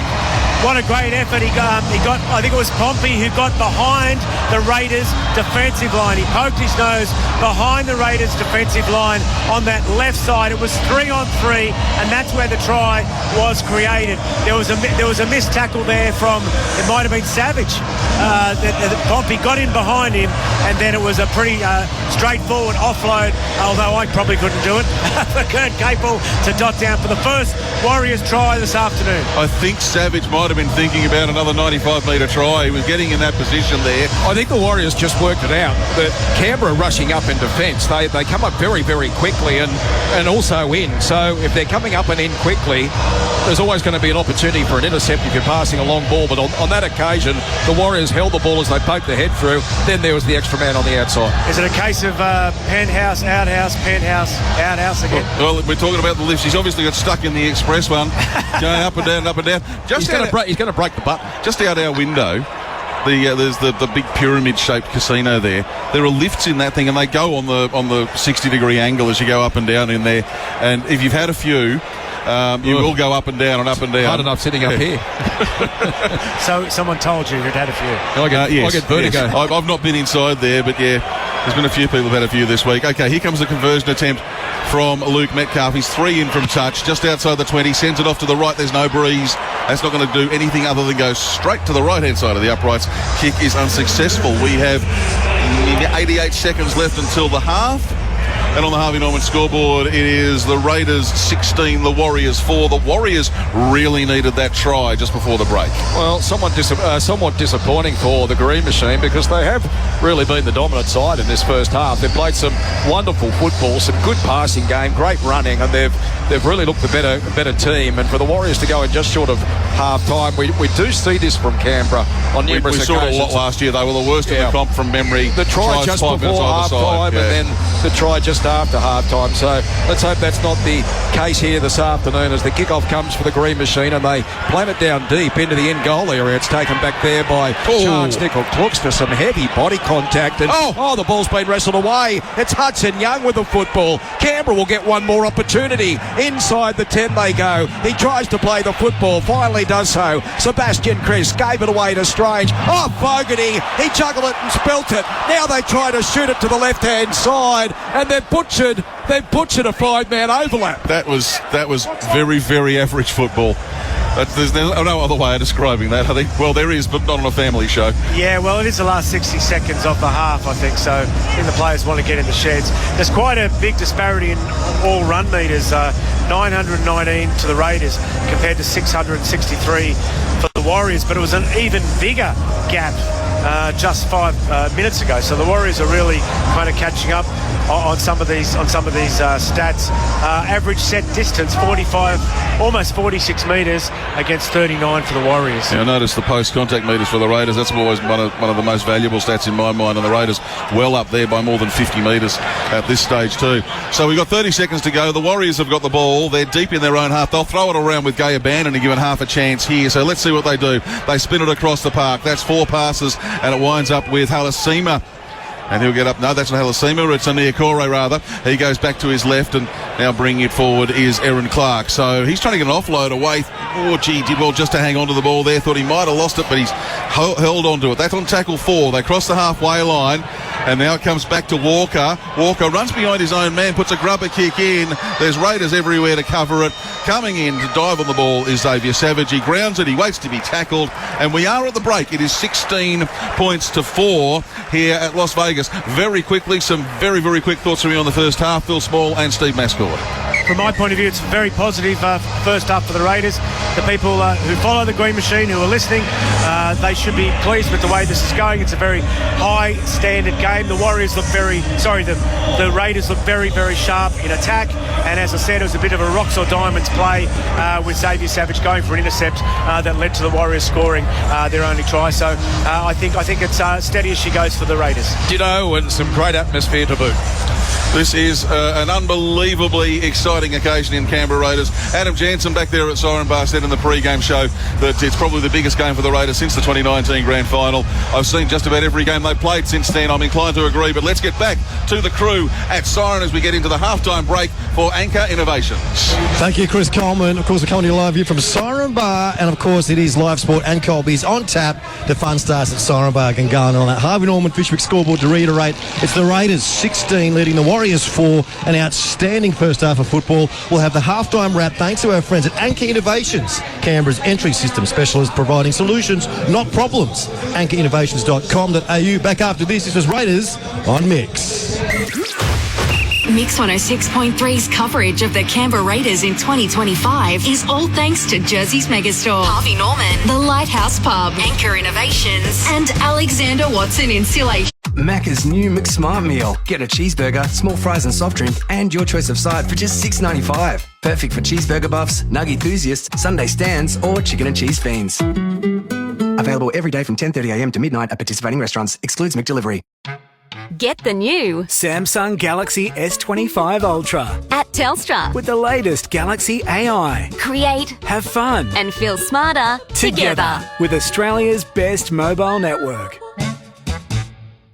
Great value mobile from TPG just got greater. Now with double the coverage. Switch to Australia's best mobile provider, TPG. See TPG website for coverage and details. Best provider based on Whistle Out Award for Mobile Provider of the Year 2024. T's and C's apply. Cubies are now at Woolworths. There's 40 Cubies to collect. From fan favourite player characters to iconic creatures like Creeper and Enderman, plus elements and building blocks from Minecraft. Get one free Cubies with every $30 you spend. And right now, get a bonus Cubies when you buy participating products from Whiskers or Energizer in a $30 shop. Terms, conditions and exclusions apply while stocks last. Get Ampol Foodery's Crave and Save. Just $6 for a 4 and 20 traveller pie or classic pie, 160 to 175 gram, and a drink from the 250ml V Energy or 600ml Mount Franklin ranges. Crave and Save, only at Ampol Foodery. Ends March 4th. See ampol.com.au for details. When pain gets tough, try Panadol Extra from Chemist Warehouse. It contains a combination of ingredients to fight 5 types of tough pain. Always read the label and follow the directions for use. Incorrect use could be harmful. Are you dreaming of a relaxing beach holiday or buzzing city escape? Qantas Health Insurance could help get you there. Switch today and earn up to 140,000 Qantas points that could be used on flights, upgrades, hotel stays and more. Make this the year you switch to health insurance that could help take you on a holiday. Don't miss out. Offer ends 9 April. Search Qantas Health Insurance today. Issued by NIB Health Funds. Eligibility criteria and T&Cs apply. The wait is over. Get the new Samsung Galaxy S25 Ultra with Galaxy AI. Pre-order now at Vodafone and save up to a massive $1,750 when you trade in an eligible device and stay connected to a selected plan over 12, 24 or 36 months. Vodafone. Now with double the network coverage. Based on Galaxy S25 Ultra 1TB model, T&C apply, powered by Azurion, credit forfeited if cancelled and undiscounted device due in full, ends Feb 13. Isn't it strange to pay on-road costs for a car that wants to go off-road? The Volkswagen Amarok Style V6. Get all your on-road costs for free. Visit Volkswagen.com.au to book a test drive today. Offer ends March 31. Conditions and fees apply. Afternoon Aldi shoppers. This is a message for Kate Hassler in aisle 3. Hey, we know you see other supermarkets. What? You do? Yeah, it's cool. Really. Go get that smoked herring paste next door. You're just saying that. Nah, I mean it. But you'll save more if you shop at Aldi first. You'll always be my first shop. We love you. What about me? We love you too, Pete. Aldi. Good. Different. Mix 106.3's coverage of the Canberra Raiders in 2025 is all thanks to Jersey's Megastore, Harvey Norman, the Lighthouse Pub, Anchor Innovations, and Alexander Watson Insulation. Yes, welcome back to Siren Bar in Gungahlin with the Raiders at the Warriors, 16 points to 4. And the boys were in pole position to pull off a win in round 1. Of course, thanks to our friends here at Siren Bar in Gungahlin. We're doing it live, sports and cold beers on tap. The fun starts at Siren Bar Gungahlin. And again, that Harvey Norman Fishwick scoreboard reads the Raiders 16, the Warriors 4. Almost the perfect first half of football. And again, AJ, a little bit of that from last year, a little bit weak in those last 2 minutes, conceding a try right before halftime. Sticky won't be happy with that. He won't be happy, but the Warriors tried real hard to concede a try before halftime too with that Hudson Young steal. Of course, Hudson Young, our Raider in focus, but the Raiders have an opportunity there and they blew it. Speaking of our Raider in focus for Jersey's Megastore, Sammy, you've got some stats on Hudson Young. Yeah, quickly, our Raider in focus for Jersey's Megastore for all things footy, Canberra stockist of official NRL, AFL and rugby merch. Hudson Young, 65 running metres, 15 tackles, and that steal just quickly before halftime. If I'm honest, he hasn't been one of the standout players for me so far in this first half. No, I think he's had a presence on the field, but you're right, I don't think he's been one of their best, Nick. He's been solid, but I think some of the highlights are back through. Of course, Kaya Weeks having his great game. I think Tamali's had an absolute blinder for his first game as a Raider, but also X Factor, of course, was proposed to his lady during the week. He's got a fiancé now, so he's a little bit relaxed in life, and that might be indicating we're quite transparent as he scored a couple of tries, including a wonderful intercept against the runner play. It was a 3-man overlap. He came out of the line, got the ball, went 100 metres, and of course he's in pole position to win that play of the game thanks to Alexander Watson Insulation. Canberra's hot, but your house doesn't have to be. Well, of course, course, what an X Factor play that was. Yeah, I was going to say our final call, and that's going to go with our guest this afternoon, Steve Mascord. Big thanks to Steve for joining us all the way from Vegas with Colman and Smalley in the box. Speaking of Smalley's got one half of his bold prediction for the Lighthouse Pub. He's got the Xavier Savage try. I don't think anybody else has anything. Sammy, you look sad. Nick, you look sad. I feel sad. Nothing for any of us. I'm still a bit nervous though. 16 points to nil was an absolute blowout. We had all the possession in that first half. The Warriors have got a bit of a sniff. We speak about the Raiders are quite vulnerable in the back end of halves. They're also quite vulnerable at the start of halves. Sammy, of course, we don't want to concede early because 16-4 can very easily be 16-10. But let's not get too spooky. The Raiders outstanding first half so far. Well, we need to get back to the boys in Vegas, and you two have got a job to do here at Siren Bar. We do. It's going to be a tough job. Very excited though. Fashion's on the field down at Siren Bar. Well, of course, this is our halftime break for Anchor Innovations. We are live from Siren Bar. Of course, Anchor Innovations, Canberra's entry system specialist, providing solutions, not problems. AnchorInnovations.com.au. We'll be back very, very shortly here on Raiders on Mix. Mix 106.3's coverage of the Canberra Raiders in 2025 is all thanks to Jersey's Megastore, Harvey Norman, the Lighthouse Pub, Anchor Innovations, and Alexander Watson Insulation. Getting a quote from Budget Direct really is a no-brainer, Sarge. Yes, and it's even less of a no-brainer with 15% off in your first year. Less than a no-brainer? Is that even possible, Sarge? It is if you put your mind to it, Jax. Save 15% on your first year's premium when you purchase a new car insurance policy online with Budget Direct. Insurance solved with Budget Direct. Discount applies to your first year's premium for a new policy purchased online. Issuer Auto and General Insurance Company Limited. Read PDS and TMD at budgetdirect.com.au to see if product suits. Macca's new McSmart meal. Get a cheeseburger, small fries and soft drink, and your choice of side for just $6.95. Perfect for cheeseburger buffs, nug enthusiasts, Sunday stands, or chicken and cheese fiends. Available every day from 10:30am to midnight at participating restaurants. Excludes McDelivery. Cubies are now at Woolworths. There's 40 Cubies to collect. From fan favourite player characters to iconic creatures like Creeper and Enderman, plus elements and building blocks from Minecraft. Get one free Cubies with every $30 you spend. And right now, get a bonus Cubies when you buy participating products from Finish or Velita in a $30 shop. Terms, conditions and exclusions apply while stocks last. Great value mobile from TPG just got greater. Now with double the coverage. Switch to Australia's best mobile provider, TPG. See TPG website for coverage and details. Best provider based on Whistle Out Award for Mobile Provider of the Year 2024. T's and C's apply. Telstra Home Internet deals are on now, so there's never been a better time to experience beautiful internet at your place. Find out more in-store or online. For new services only. When does a house become a home? It happens slowly, changing over time. No, bad dog. Then one day, it's filled with memories you value. Thomas!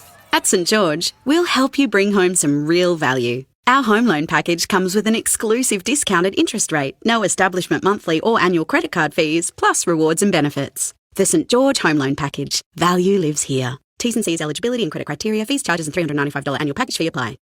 If somebody hits you from behind, daydreaming, they just couldn't stop in time. If it's not your fault and you need a ride, call Right to Drive. Been in an accident that wasn't your fault? Don't be left inconvenienced. Right to Drive will help you get back on the road in no time. With a range of SUVs dropped straight to your door, school pickup will be a breeze. And here's the best part, it won't cost you a thing. Search Right to Drive today.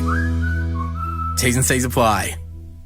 Now down to the post-Mac press conference with Lions coach Chris Fagan. Chris, tell us how the Happy Meal went tonight. My grandson didn't get a Brisbane Bear clip this time, so we better collect all 18. The AFL Happy Meal is here. The season starts at Macca's. T's and C's apply.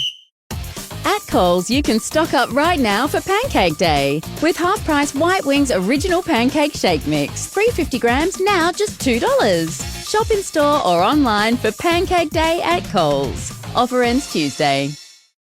Dermatologists are recommending CeraVe for dry skin, and the hype is real. Since the beginning, CeraVe has been developed with dermatologists using 3 essential ceramides that help support the skin moisture barrier to lock in moisture. CeraVe works on sensitive skin, keeping it hydrated for 24 hours. It even works on mild eczema-prone skin. High-quality ingredients at an affordable price? That's CeraVe. Get CeraVe for a great price every day at Chemist Warehouse. Chemist Warehouse. Great savings every day. Mix 106.3's coverage of the Canberra Raiders in 2025 is all thanks to Jersey's Megastore, Harvey Norman, the Lighthouse Pub, Anchor Innovations, and Alexander Watson Insulation. Welcome back to Raiders on Mix, where we're coming to you live from Siren Bar in Gungahlin, where live sports and Colby's are on tap, and they're flowing at the moment. And the fun starts at Siren Bar Gungahlin, where the Raiders lead the Warriors 16 points to 4 on the Harvey Norman Fishwick scoreboard.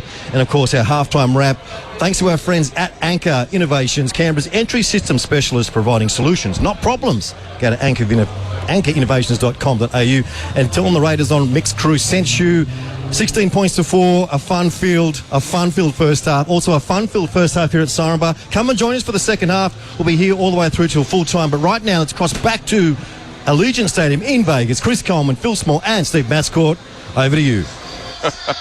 I think that was when we come in. It's very, very hard to hear anything at the moment. Savage, not Xavier, Savage the musician, is performing on a stage at the northern, I think that's the northern end of the field, and the New Zealand Warriors fans are going absolutely off their collective dials about it. It's a Raiders home game. Raiders home game. I was about to ask the same question. He's a New Zealand entertainer, yeah? Yeah, and he's got up, the first thing he said, "Hey, Warriors Nation!" But, you know, hey, it's all about promoting rugby league and having a good time, and I think everyone here is having a good time. The Warriors are coming back out onto the field. The Raiders will be back out in a moment or so. The old saying, it's 5 o'clock somewhere. It's just ticked over 5 o'clock here. So, fellas, if you feel like cracking open a frothy right now, I think we'll get away with one. No, I don't think so. I've had enough this week. But I'll tell you what, though. Like and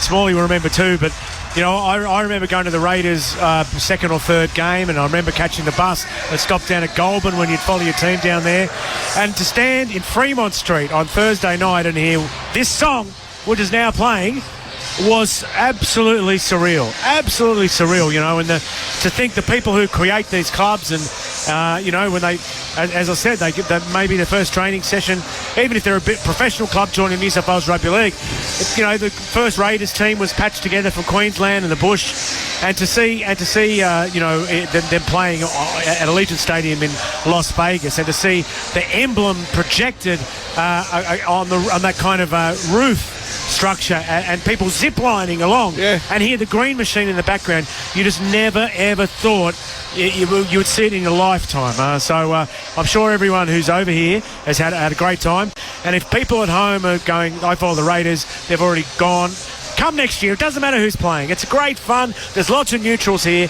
Everyone gets on wonderfully. Let's get ready for the second half. Indeed, the second half about to get underway here.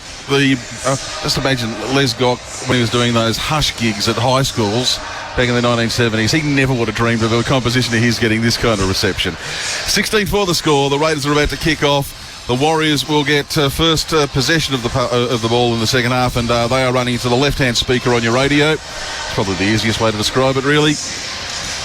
And the Raiders up by 12. It's been well documented the past couple of seasons that either side of half-time has really been a bit of kryptonite for the Green Machine.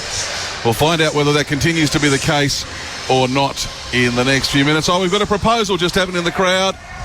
We just got a proposal happening in the crowd. Play restarts. Phil Small, get us back to normality with some footy. Yeah, I hope she said yes as it goes away to the left-hand side, and football is back on here at Allegiant Stadium. It's the Warriors with the football, trying to get out of this, a little bit of a hole at the moment, 16 points to 4, and they take it forward out over the 20, the Warriors once again, but the Green Machine defence enthusiastic and up in numbers too. They make the tackle, centre of the park, and, well, I think with the ball there, it may even have been Nuakure as they work it to the left-hand side now here, the Warriors, and some good ball movement, but again Canberra in defence has been pretty strong, especially out wide. Egan from dummy half gave it away there and found support in Walker, who carried it up into the Raiders defensive line. Out over his own 40 he goes, about 5 short of halfway. Egan takes a couple of steps, then gets the pass away, and again the Warriors shuffle forward, down towards halfway they go. On the last they work it to the right hand side, the kick comes off the boot of Medcar, plants it deep, underneath it gets Kyo Weeks, and he charges forward back back out into the Warriors defensive line. He looks strong, a little bit built up this year, Kyo Weeks, as he took it up almost to the 30, plays the ball away to the right-hand side, and here go the Green Machine again, and there's that man again too,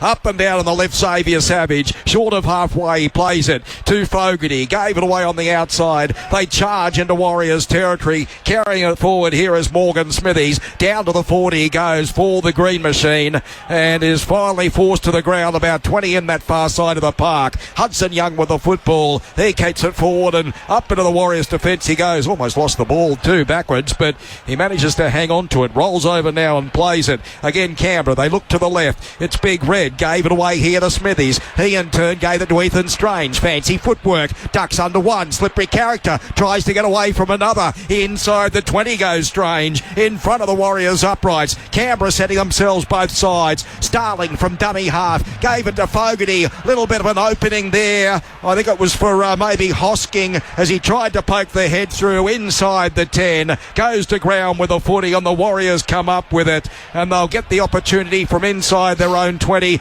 to take on the Green Machine. We've had some, well, maybe 1.5 or so of the second half and it's the Warriors back with the football, but they still trail by 16 points to 4. Canberra up in the fence there on that occasion on Pompey, away to the right hand side. It was Roger Tuivasa-Sheck, gave it back on the inside. He had a support player coming back on the angle as they play it now. Egan looked on his outside and had support, and the Warriors get just short of halfway. Play the ball from Tuivasa-Sheck. Egan now straightens up the attack a little bit Tom Starling like, but can't get away from the Green Machine defence. 35 out from the Canberra line. It is on the last. They go to the right hand side to kick off the boot of Medcalf. They're chasing it over on the far side. The Warriors fly high. The ball comes down. It is scooped up here by the Warriors, and the referee has ruled a changeover. It was Dylan Walker, in fact, I think. Yeah, Walker went up for it and tried to tap it back to a teammate. I guess if it had been play on, we would have gone. If it would have gone to the video ref, they might have found the knock on then. But no, it was spotted at the time. So now it is the Raiders driving play out of their own red zone, and the referee has pulled up play. Okay, not entirely sure what he doesn't want done again, but some push and shove, I think, is what he was referring to. It was Tamale who was the victim of it. He plays it just inside the 20, and now it goes with Savage on tackle 2. Takes it to just outside the 20s, right in the middle of this park here. Tom Starling pleading for the ball, finally gets played back to him. Now Matty Timoko takes it to the 30, and some change, gets up, plays at 15 from halfway. Starling darts, then finds Smithies. Smithies onto Horsburgh, and Horsburgh to the red stripe for the 40. Stands in the tackle, takes 3 of the Warriors to bring him to ground. They finally stop him on tackle 4, 9 short of halfway. Once again, it's with Smithies. Smithies finds Mariota, Fogarty. Fogarty gets it on to Timoko, back to Fogarty. Fogarty breaks the tackle of Kurt Capewell, runs across the halfway line in both directions. He runs across and across, if you get what I mean. He plays it 5 into a Warriors territory. On the last, and the kick now comes down for Nickel Kluckster. He hasn't got it. That's come off the shoulders of a Canberra Raiders player, a fancy. It's been scooped up by Seb Chris. He's claiming a double. I reckon Grant Atkins is going to say no try on this. Let's have a listen.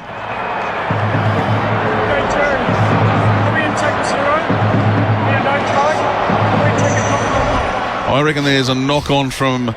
Yeah, certainly a Raiders knock-on, but is it a CNK one first, fellas? Yeah, I want to see a replay. It's so far away, and I was actually watching just with a naked eye, so you can't see. Xavier Savage looked like he may have had a foot in front of the kicker anyway, but he's a long way from the play.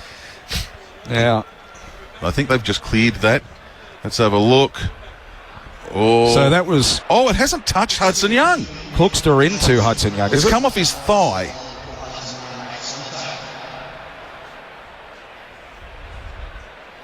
Yeah, it's off the thigh. It's off the thigh of Hudson Young. And I don't... Oh, does it brush the shoulder on the way up? I don't think it does. I think it comes off the thigh and bounces into the in-goal area. Oh, it's very hard. I hope people at home are having more like hearing Jared Sutton in the bunker than we are. That doesn't touch him. That's a long way from his shoulder. Nickel Kluckster has to lean back to attempt to catch it. He's off balance. This is going to be called a try. This will be a Seb Chris double. The ball is actually... It isn't knocked into the in-goal area. It's knocked into the 10-metre zone and then regathered. So is he onside? Yes, he is. So because Nickel Clockstar is at three-quarter height, he knocks the ball into the thigh of Hudson Young. And there's nothing wrong with the put down. Well, we've seen plenty of tries disallowed over the years that perhaps Raiders fans shouldn't have felt have been disallowed. This one, we're about to see it. There you go, up on the huge screens around Allegiant Stadium in Las Vegas. TRY, try time for the Canberra Raiders. They stretch the lead to 20 points to 4 with a kick to come. 5 minutes into the second half here.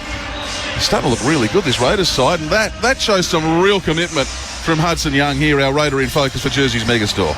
It certainly does, because he basically towered over Nickel Clockstar, and the ball was going over the Warriors' head, so he had to kind of lean back. He was off balance, and then the ball, as I said earlier, it hit Hudson Young in the thigh. Luckily it didn't hit any other part of his body, particularly his hand, and then Sebastian Chris was on hand to just take the little half volley and fall on the ball over the line.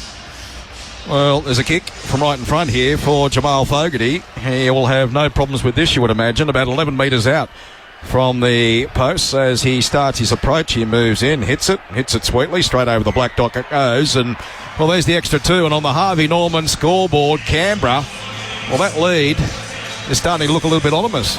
One thing for people who aren't here who maybe wouldn't think of is that this is a Raiders home game, so all the Raiders sponsors, who we're not going to name because we've got our own sponsors, I assume, but all the Raiders sponsors have their logos up on LED advertising at one of the most famous stadiums in the world, as did Wigan's sponsors earlier. And you just imagine your brand is in front of someone taking a goal kick at Allegiant Stadium. If you run a business, it's got to be one of the best things that's ever happened to you, but that's how it works. Well, indeed it is. Warriors kick off, Raiders get the ball back. The restart comes from the Warriors, and the green machine over on the far side of the field, and not sure who's got the ball over there, maybe Matty Tomoko, but he was surrounded and monstered by about 3 Warriors defenders as they come away with it once again here, the green machine, and into dummy half goes Ethan Strange. He looks to the right-hand side, and a pass there which was, well, pretty flat to say the least, and they get away with it though, Canberra, and just carrying it forward there was Josh Papali'i, who's back on the field, short of the 40, through the hands again. Fogarty gave it on the outside, good ball movement from Canberra, and then chiming in there, I think it was Kyo Weeks who rolls over and plays it just short of halfway. Back to the left they come here, and Hosking puts the head down and burrows up into that Warriors defensive line as he takes it into Warriors territory just up over halfway. Plays it away to Starling. A kick now from Fogarty, gets it high, far side of the field. Right over there is, I think, Tuivasa-Sheck, is it, who takes the footy. It's Tuapiki, in fact, spun out of the first tackle and was clobbered in the second tackle. Short of the 20, he plays it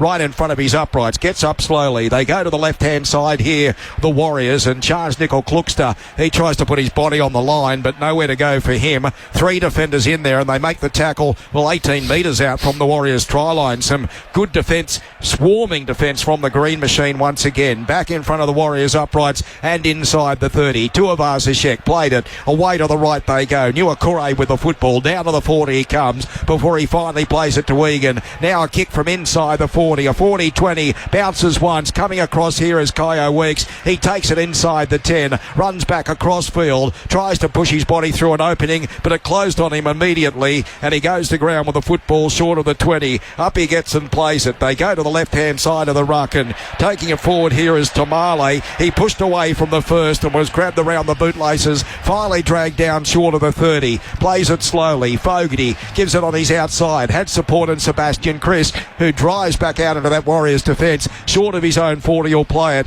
from dummy half. They go to the right side. Another flat ball that goes to Josh Papali'i. Up towards halfway goes Big Papa. Forced to play the footy to Starling. Now a little ball back on the inside to Mariota. Wrestling with the Warriors defence as the big man down to the 40. He's finally grounded about 15 in from touch on the main broadcast side of the field. A little chip kick over the top here from Canberra. That was a little bit different, but it's gone straight to a Warrior. They take it down the touchline there. I think it was Nickel Kluckster with the football, is it? As he wrestles away from the Canberra defence and plays it. Now to the right side they come. Pompey with it. Puts the head down. Drives out into the Canberra defence. Well, They really got nothing to answer at the moment, the Warriors. Now they look to numbers on the far side, shifting the ball quickly. It goes to that far side of the field, but again, the Green Machine have numbers in defence over there, and they make the tackle 40 metres out from the Warriors' try line. It's the Warriors with the football, still trailing by 22 points to 4, some 31 and a half remaining, so there's plenty of time on the clock for them, but they need to get moving. Taking it forward here is Clark. He barreled one out the back. It's taken by Ford, picked up, goes to Wigan. Through the hands they go. Metcalf with it, tries to spark something. Nowhere to go on the last 35 out. They go to the left-hand side here. Harris Tavita gets boot to ball, puts it high, coming down on the winger on this side. It's been battered back here by the Warriors. A pass back which was Pompey. They swing it. It comes to Ford. He puts a grubber through. He was playing for the post. Canberra, with a little bit of work to do in defence, had to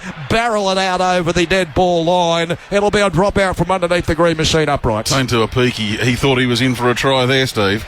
Yeah, he certainly did. The Warriors are sort of, they're starting to kind of create little opportunities, but they just don't seem to have that kind of almost muscle memory level reflexes in attack so early in the season that a number of the Warriors' creative players are showing. So if I was Ricky Stewart at this point, famous last words, guys, but I wouldn't be too concerned. So there you go, that's the end of it for the Raiders now I've said that. Line drop out from the Raiders and they've gone.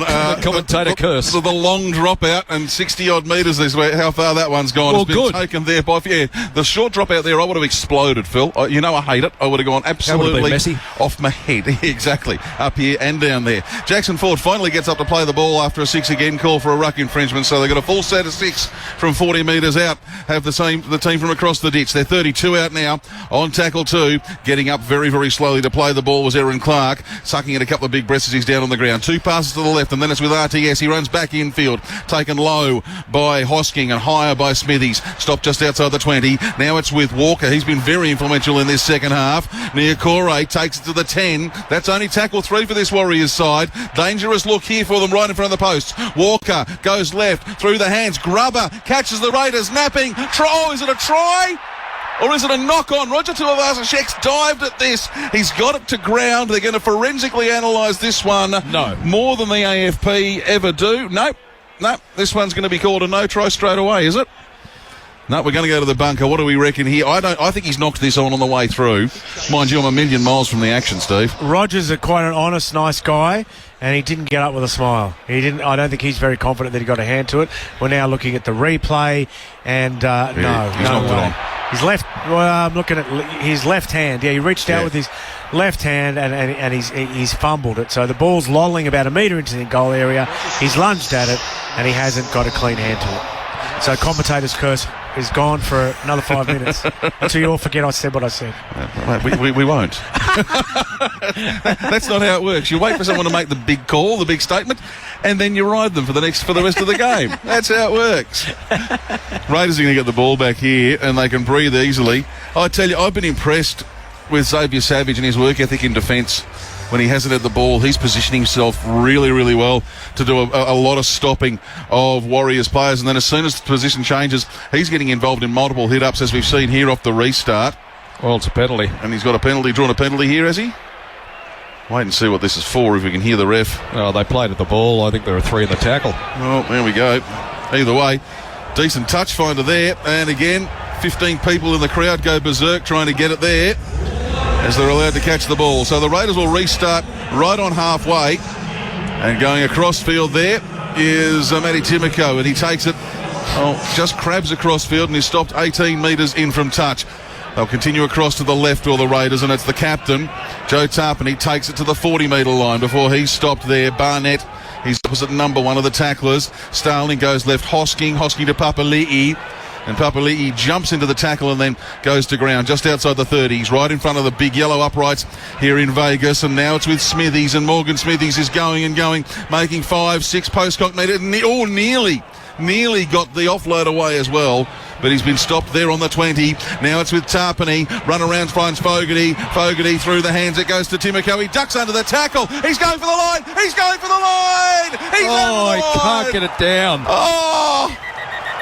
Did he? I reckon he thinks he's got it down. Oh, look, I think it was Roger Tuivasa-Sheck under him, was it? Contact on the way through an obstruction. then he can't defend when he cuts back in. Okay, so we got all sorts of things to look out for. Obstruction, and then does he get the ball down? Here we go. Zach Hosking. Run from Hosking. It's just a normal Zach Hosking run. makes contact with Shans. Yeah, that'll be a penalty. With Tavita Harris as he's looking to defend. The move towards the outside. And that's where Nickel Cookster would have been. Back through the space So you can forget everything else. That one's fair enough. I do like that they've said there's going to be more common sense about the obstruction rule this season, and I've got no problem with that being overturned. I know, correct me if I'm wrong, but we can hear the video referee not just on our system, but it's over the PA. Over the PA, yeah. So isn't it? I think it's great in our game that the match officials actually do call the players by name. It educates the fans, and it makes them think that these guys are a big deal. I know some people wish we went back to the days of number 1, number 7, and all that sort of stuff, but I think it's great marketing that we do. Our match officials call the players by their name. I don't have a problem with the video ref doing it. I think for the video ref it's very important. I don't care one way or another whether the guy with the whistle in the middle calls players by name, number or whatever. Yeah. Anyway, Warriors have got the ball back off that with the penalty, and they've sent it up towards halfway, and on tackle 2 have made it 2 metres into Canberra Raiders territory. They trail at the moment on the Harvey Norman scoreboard by 22 points to 4, and there's 27 minutes left in this one. Tackle 3, and it was Dylan Walker who took it to the 40. They go to the left, and a little bit of a gap opens up for Harris Tavita. It's Smithies, again, strong in defence, tackles him on that 30-metre line. They go right. Clark pops it across to the further to the right to Metcalf. Metcalf looks on Niakori. Niakori can't grab the ball, goes to ground. He asks for a penalty. Referee says, mate, you should have caught it. Too bad, it's gone to ground. It goes to Hudson Young, and Young gets up and plays it now. 25 short of the halfway line. Raiders back line starting to get involved one more time. And that would be, I think that's Tamale who's got it. It is. He'll play it 12 short of the halfway line. Raiders very bunched in the middle of the park. That was tackle 1, of course, there, because the previous was a 0 for a knock-on. So this is tackle 2, and it's Matty Timoko very slow to his feet, 5 short of the halfway line. Raiders working on the short side. In comes Savage again. He's looking for a hat-trick. He's got one from 90 metres earlier this afternoon in what will be a highlight on the reel all season long, having been scored here in Vegas. Now it's with Joe Tarpany. Tackle 4. Inside the attacking 40 he goes. The kick will come. Will it? No, it won't. Starling has it. Now he sends it across, finds Hosking. Hosking has gone to his knee. Oh, it wasn't the last. Sorry, this is the last. Here we go. I got one ahead of myself. Now it will be the kick from Fogarty from 25 out right in front. Sends it across to the far side. Bodies fly. Ball knocked back by the Raiders. It's still the last. Diving on it is a New Zealand Warriors player. And in the end, it will be Marata Niakori getting up to play it 18 out from his own line. Well, the Warriors are back with the footy, but they got the length of the field to go. We see a clock ticking down to 25 and a half, and it's 22 points to 4. Hang on. Play down here in Tuapiki now. There is some concern from the Raiders defenders. I think Morgan Smithies was under him. He gets up slowly. There's a leg issue for him as he just stretches it out and plays the football now. So the Warriors are back with it. It goes to the left-hand side of the ruck, and again Canberra in numbers in defence. Carrier forward was RTS as they work it back to Barnett, who's back on the field for the Warriors. He'll try and spark something. Out over the 30 he goes, short of the 40, plays it to Egan, who dummies on the outside and tries to split the Raiders defence down to halfway. But it is the last coming up for the New Zealanders. From dummy half, Chance Nickel Kluxter gave it away to Metcalf, who put it high, and standing underneath it over on the far side is that winger in Tamale, who gallops out over the 20 and almost down to the 30 before he's taken by 1, 2, 3 Warriors defenders and put on the deck. 15 in from touch over on that far side of the football field. He plays it away to the right. It comes to the dual scorer here in Sebastian Chris, who struggles with the Warriors defence down to the 40 and gets up slowly as he finally plays the football. And again, Canberra through the hands. Xavier Savage on the outside. Numbers down the touchline. Goes Matty Tomoko. Oh, he dummied back on the inside. Off and away he goes. Plants it down without a hand being laid on him. To the right-hand side of the uprights. Splendid stuff from the Green Machine. And the Raiders push that lead out. It has silenced the Warriors faithful here this afternoon. That was special stuff. Stand and applaud that from Matty Timoko. He's never going to score many better looking tries than that. Ball comes out via Hosking to him. He's in space. He knows that he's going to be closed in on by Tavita. He puts the afterburners on. Subtle change of direction to get around the outside. Not such a big fan of pointing the finger in the air before he gets across the try line, but we'll let him get away with it on this occasion. Just watch this in the head-on shot we're going to get here, Steve. As he comes in, he knows that Harris Tavita's going to catch him. He knows he hasn't got the speed, but just about here, there's that little change in direction, and it's just enough. That is incredibly smart footy. It is. He kicks his feet. His gait changes, doesn't it? And Matty Timoko, he's must hurt even more for the Aucklanders, beaten by one of their own. He's played 4 tests for New Zealand, played for the New Zealand Maori as well once, and he's probably got a lot of his family follow the Warriors, so certainly probably a lot of his friends do. So there's some great young players. You're right there, Chris, as far as these guys getting an opportunity now at the Raiders, and you couldn't have asked more from them. No, they've done just about everything they need to. Smalley, take us through the kick. Well, it was about 20 metres in from touch on the main commentary side, about 13 out. Fogarty moves in and has put it between the uprights. There's the extra 2. On the Harvey Norman scoreboard, the Green Machine, well, they now lead by 28 points to 4. Is it a bridge too far? 23 remaining. Yes. Well, you'd think so. Sorry, I did it again. It's a funny old game, rugby league. Now, while the ball's being brought back out to the middle, I'm just going to put you on notice, fellas. We've been doing the negotiations. We've been back and forwards between here and the Siren Bar. We are the ones who have to pick our player of the match to go into our votes for Raider of the Year. So you've only got to pick one player. Who you think has been the best player for the Raiders? Steve? All of us get one. You get one, Phil gets one, I get one, and it goes into a big pot at the end of the year, and we add it all up. So give that some thought. You've got 23 minutes, so plenty of time to work that out. But the Raiders have the ball, and they have it via Josh Papali'i, and he's about 20 out from, or 15 out from his own line. And then it's Joe Tarpany's turn, and he takes it about 22 out as they work it up the middle from their own end of the park. A few contenders, isn't there? There is. Now the Raiders going further upfield. Morgan Smithies, he started to take a few more hit-ups today than we've seen him in the past. I'd just love to see him just run on an angle occasionally, because he gets the ball and tends to go very straight. I think if he can bring an angular run into his game, he's going to be something very, very special. And he's bulky. He's hard to stop. Anyway, let's get back to the game as it's going here on tackle number 4. And that would be Hudson Young taking it across the halfway line.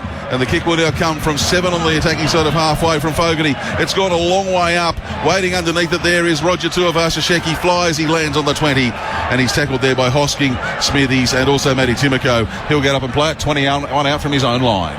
Yeah, it is the Warriors with all the work to do from 25 metres out, about 20 in from touch on the main commentary side, and it's Tuapiki with the football. He's trying to find a hole out wide on that other side of the ground, but there's nothing there. And Ethan Strange, strong in defence again, over the top he went as they come to the left-hand side and straighten up the attack. Here a big fend on Hosking, but he stands his ground, and with the assistance of Josh Papali'i, they managed to put Halasima on the ground as the Warriors now take it into Canberra territory. But as the last coming up for the New Zealanders, 15 in from touch, as it goes to the right-hand side. Metcalf puts it high over on that far side there. Tamale takes it beautifully, the debutant. He's been strong tonight, and away he goes up the middle. Beautiful step. Has he got the speed to push away from the Warriors' defence? Well, he's beaten 4 already. Inside the 30 he goes. And then, well, he tried to put a little ball out the side. It was just accepted by a Warriors defender.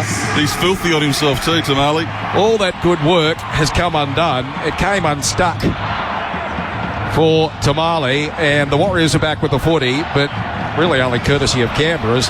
It goes to the left-hand side now, 32 metres out from the Warriors' try line. A play the ball that's worked away to the left here, and again the Warriors just looking to try and penetrate the Green Machine defence out wide, but nowhere to go for them, and just short of halfway playing the football there is Pompey. They go to Barnett, and the bell goes in the background as Walker turns it back on the inside, finds Metcalf, in turn finds support on the outside, and Leotoa has the ball right on halfway for the Warriors, 20 in from touch over on that far side, and that's the way they go. It's Metcalf darting out of same, down to the 40 he goes. He's taken by 2 Canberra defenders on the deck, 20 in as they work it back the left-hand side. This is Harris Tafita with the ball. He puts the head down, drives out into the Raiders defence. Inside the 30 he goes, right in front of the uprights. Egan gave it away here to Metcalf. Cut out ball. Again the Warriors. It comes to Pompey. He dummies back on the inside. Tries to get the pass away. It goes to ground. Has it touched the Canberra defender?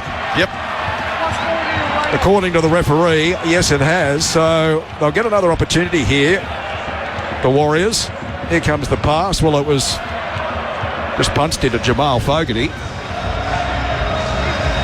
Interesting stats here from obviously the wingers, Xavier Savage, Tamale, Roger Tuivasa-Sheck has had a lot of metres, but way up there in the run metres is Joe Tapini with 106 and 46 post-contact.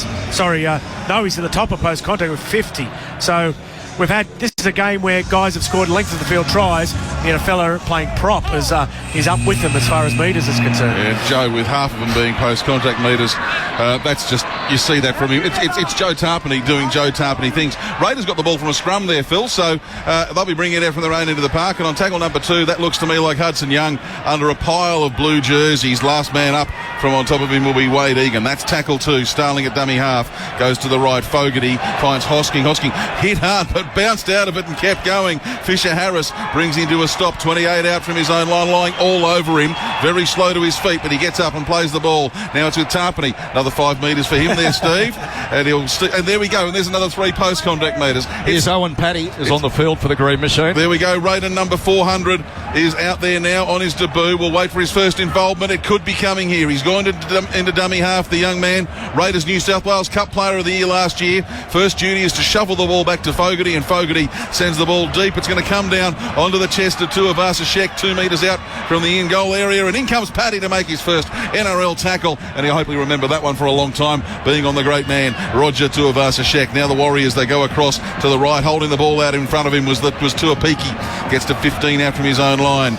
Nicol Cooks to the former Raider, comes into dummy half, sends the ball across to his left, gives it in there to Leatua. Leatua crosses the 20-metre line. There's 4 Raiders tackling him. The Raiders gang tackling in the last quarter of this game. They're absolutely looking to put the visitors to the sword here in Las Vegas. Mitch Barnett now, former Raider, now an Origin player, now the skipper of the New Zealand Warriors, gets up. Ball goes left, ball goes right, ball goes left again, and diving to the ground with it is Charles Nicol Klookster. That's tackle 5. They're going to kick from the far side of the ground, and they kick right down that far wing. Waiting underneath it, there's 2 Raiders, and it winds up with Kyo Weeks. A little bit of a hop and a skip. He tries to get past and does get past Kurt Capewell before he's been tackled there by Fisher Harris and also Harris Tavita on his own 20-metre line. The Raiders want more points in this game. That's tackle 2. They'll get to 30 metres out there. Can't see who it is for the Raiders. I think it might be Tamale in underneath there, but he's got 3 Warriors around him, including Halasima, who has just come on as well for his 5th NRL game of his career. Up comes Xavier Savage again. He's been very, very busy today. Takes it to 15 short of the halfway line, and that is tackle number 3. Owen Paddy comes into dummy half, thinks about a run, instead sees Josh Papali'i in his peripheral vision, gives it to him, and Papa has gone to ground there about 7 short of the halfway line, and I reckon he's lost the ball in the tackle as he's gone to ground. We've got 16 left in this one in Sin City, the gaming capital of the world, the rugby league capital of the universe at the moment, Las Vegas. And on the Harvey Norman scoreboard, it's Raiders 28, Warriors 4. Steve Mascord. Yeah, I was saying earlier, just remembering being a kid and looking at the NFL with great envy and looking very glamorous. The other thing, I was a Steelers fan, and I always thought as like a 12-year-old, wouldn't it be good if the Steelers went and played in Pittsburgh? That'd be awesome, you know. And here we are, the Canberra Raiders are playing at the home of the NFL Raiders. It's like, it literally is like a 10-year-old footy fan's dream. Mate, you haven't stopped smiling all afternoon. No, I haven't stopped smiling all week. I think I'm delirious from the heat. But oh, big hit here as jolted the ball loose, but the Warriors have come up with it, and now they put a pass away that was rushed, and going back to clean it up was Pompey. Well, that man's still on the ground over there for the Warriors. It's Barnett. He was absolutely smashed. It was a shoulder charge according to the referee, and he has stayed down, so we're going to see a replay of it shortly, but boy oh boy, here it comes, and bang it goes. No wrapping action there, I don't think. Joe's in trouble there. That'll be at least on report. Yes, well, we'll see it from front on here. No, there's no arm comes up to wrap at all. That's just shoulder. When we say it's a shoulder charge, it's shoulder to shoulder. It's the head clash, I think, in there that's the problem. And he's only 7 games off 200 for the club, I think. Would that be right? He's getting close. 200 in career. 193, 194 today. I got it right. Mate, bang on. You know your stuff. So, he might not get there as quickly as he expected. He's got 10 in the bin as well. Yeah, that doesn't surprise me at all. That does not surprise me. Do you have at any all. rules about Player of the Year disciplinary? No. You can get suspended for 20 games and you can still win. Still win it. If you get enough votes. Go out and kill someone. You probably still win it. I don't know. The feds might have something to say about that. But anyway. Not to mention the integrity unit. Exactly. Anyway, so Joe's going to get a bit of a rest. What is there? 15:41 to go. So the next 10 minutes, the Warriors will probably score twice. But... well, that's a shame if they do, because Canberra has been by far and away the better side. What have we got left on the clock? 15 and a half. So the Warriors with the football in hand, they go to the left-hand side, and the Green Machine now down a man for the next 9:40. Right on the 10, the Warriors. Canberra's end of the park from dummy half. Egan gave it away to that man Barnett, who got absolutely poleaxed. He takes it forward inside the 10, 5 metres out in front of the uprights. He'll play it here to Egan, who looked left, looked right, found support back on the inside. A nice little pass there to Luke Capewell, who was coming back on the angle. They might have been better served going wide, but Egan now from dummy half. He shoots on his outside, found forward. Now they go through the hands. Chiming in over on that far side was Nickel Klookster, who gave the pass away, and with it now is Tuivasa Sheck gets up, plays it to Nickel Klookster. He pirouettes out of the tackle. Across field he goes, about 3 metres out from the Raiders try line. He'll eventually play it. He's still got Josh Papali'i hanging all over him. They go to the right hand side. Grubber in behind, bounces up. Bounce up nicely for the Green Machine. Canberra somehow come back with it. Cleaning up the scraps over there again was Ethan Strange. He's been strong this afternoon as they now come away with the footy again. Canberra just working sideways is Tamale, who was, he was hurt in the tackle. So we've got 2 players at the moment. I think one's Dylan Walker, who might have made the tackle, and Tamale, who, well, the trainer came out and Tamale said, I'm all right. Dylan Walker's just holding on to his thumb at the moment, so not quite sure what he's done, but there was the collision. Well, he rebounded and Tamale took off and was grabbed around the bootlaces. I'm wondering if Mitch Barnett's going to get replaced shortly, because he still looks a little bit slow and wobbly out there at the moment. I just had the binoculars on him on play, Phil. It's a long time into the game. Poor old Mitch might be feeling the pinch as they that too. Move it out now to the 10 from dummy half. To the right hand side go the Green Machine. Big Red with the footy for Canberra, and he takes it forward, carries it out over the 20, and finally is forced to play it to Paddy, who gave it away on the left hand side. And this is Morgan Smithies. He's back slammed by 3 defenders. The Green Machine faithful down there just beating away at the drum, beating away, and now it goes to Fogarty, who beats away at the ball and puts a kick down the throat of Tuivasa Sheck, who takes it inside his own 20, gallops out to the 30, comes to the Raiders defence and is ridden into the deck by 2 defenders. Corey Horsburgh was up very quickly, so was Owen Paddy, who's been a real live wire since he came on the park. Solid tackle, big hit, a driving tackle from 2 Green Machine defenders, and the Warriors again put on their backs with some strong defence, and taking it forward now, the Warriors move it into Green Machine territory through Leotoa, and he gets up slowly as it comes to that man Barnett, who pushed away from the first. Still going, Big Mitch down to the 30, 32 metres out from the Canberra try line. Got a Canberra player down in back play. Again they go inside the 20 here, the Warriors. A little ball slipped out the back. Have they got numbers here? Through the hands. They've knocked the ball down.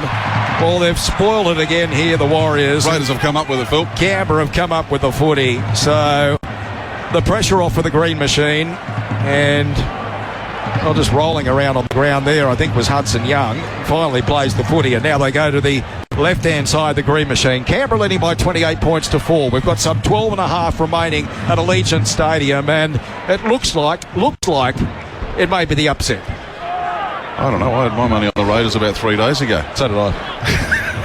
You got one question, guys. Does it detract from the spectacle when we've had 2 games so far, and they haven't been anywhere near close towards the end? Like, is it a bad advertisement for the game, or not? I think this one's been a great advertisement for the skills in there. There's been plenty of big hits.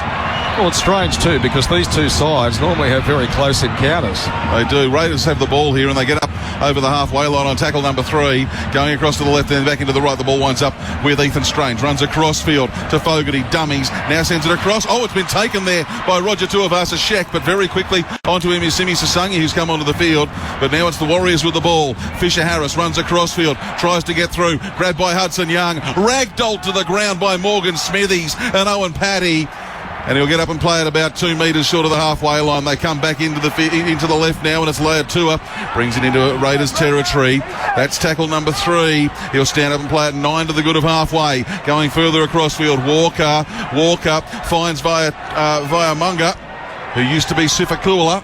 He's changed his surname in the off-season. That'll do your head in, won't it? Now it's with Harris Tavita. He finds the captain in Barnett, and Barnett stands. There's 4 Raiders. They finally push into the ground. That was the last. They're 20 from the line. The Warriors. A little bit of a dart from dummy half from Egan. He finds support on his outside from Pompey. Pompey back to Egan. Egan long ball to Harris Tavita. Now it's through the hands. It goes across to Vaiamunga. He gives it to the prop in Fisher Harris, who loses the ball over the line. Seb Chris picks it up. He's over the 10. He was cut inside from Barnett, but he's been brought to ground by Barnett and one other about 15 out from his own line. Secondary act in there was Dylan Walker. Now there's been a call here from the referee that the Raiders might have lost this.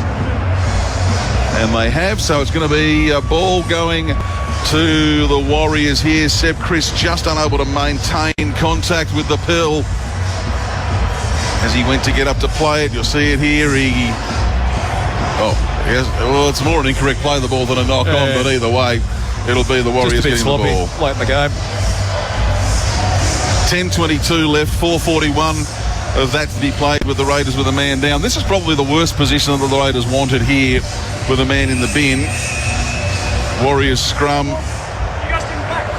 Who didn't pack? Penalty to the Warriors. Raiders didn't pack, so the Warriors get the penalty. I don't think the Raiders will care. I think they'd rather give away the penalty than the scrum. The time's the key thing, isn't it?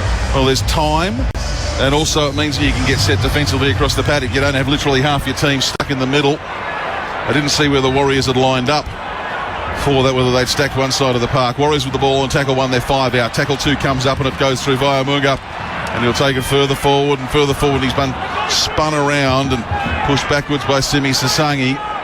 He's 2 to the left of the uprights, plays it 3 out from the line. Long ball to the right, goes to the half in Metcalf. Long ball from that man to Tuapiki. He runs back into traffic. Traffic's meant to be outside the stadium, not inside. He goes to ground. 3 out, 10 in. Oh, man, traffic. It's 3 miles from me to my hotel. Took me 19 minutes to drive it this morning. It's insane. Penalty here for holding down. The Raiders are just giving up penalty after penalty at the moment. They're trying to get back to a 13 on 13. They've still got 4 minutes to go on it. In comes Halasima. It'll be 3 out, 20 in from touch on the far side of the ground. They'll come left. Waiting for it was Fisher Harris. They've gone past him instead. It's Vaiamunga again. He's trying to get an offload away. The Raiders desperately stopping him from doing so. Very, very slow on the play of the ball. Some of the fans calling for a penalty. They don't get it. Metcalf through the hands. It's with Nickel Klukstar. No, it's not. It's the other hyphen. It's Tuivasa-Sheck.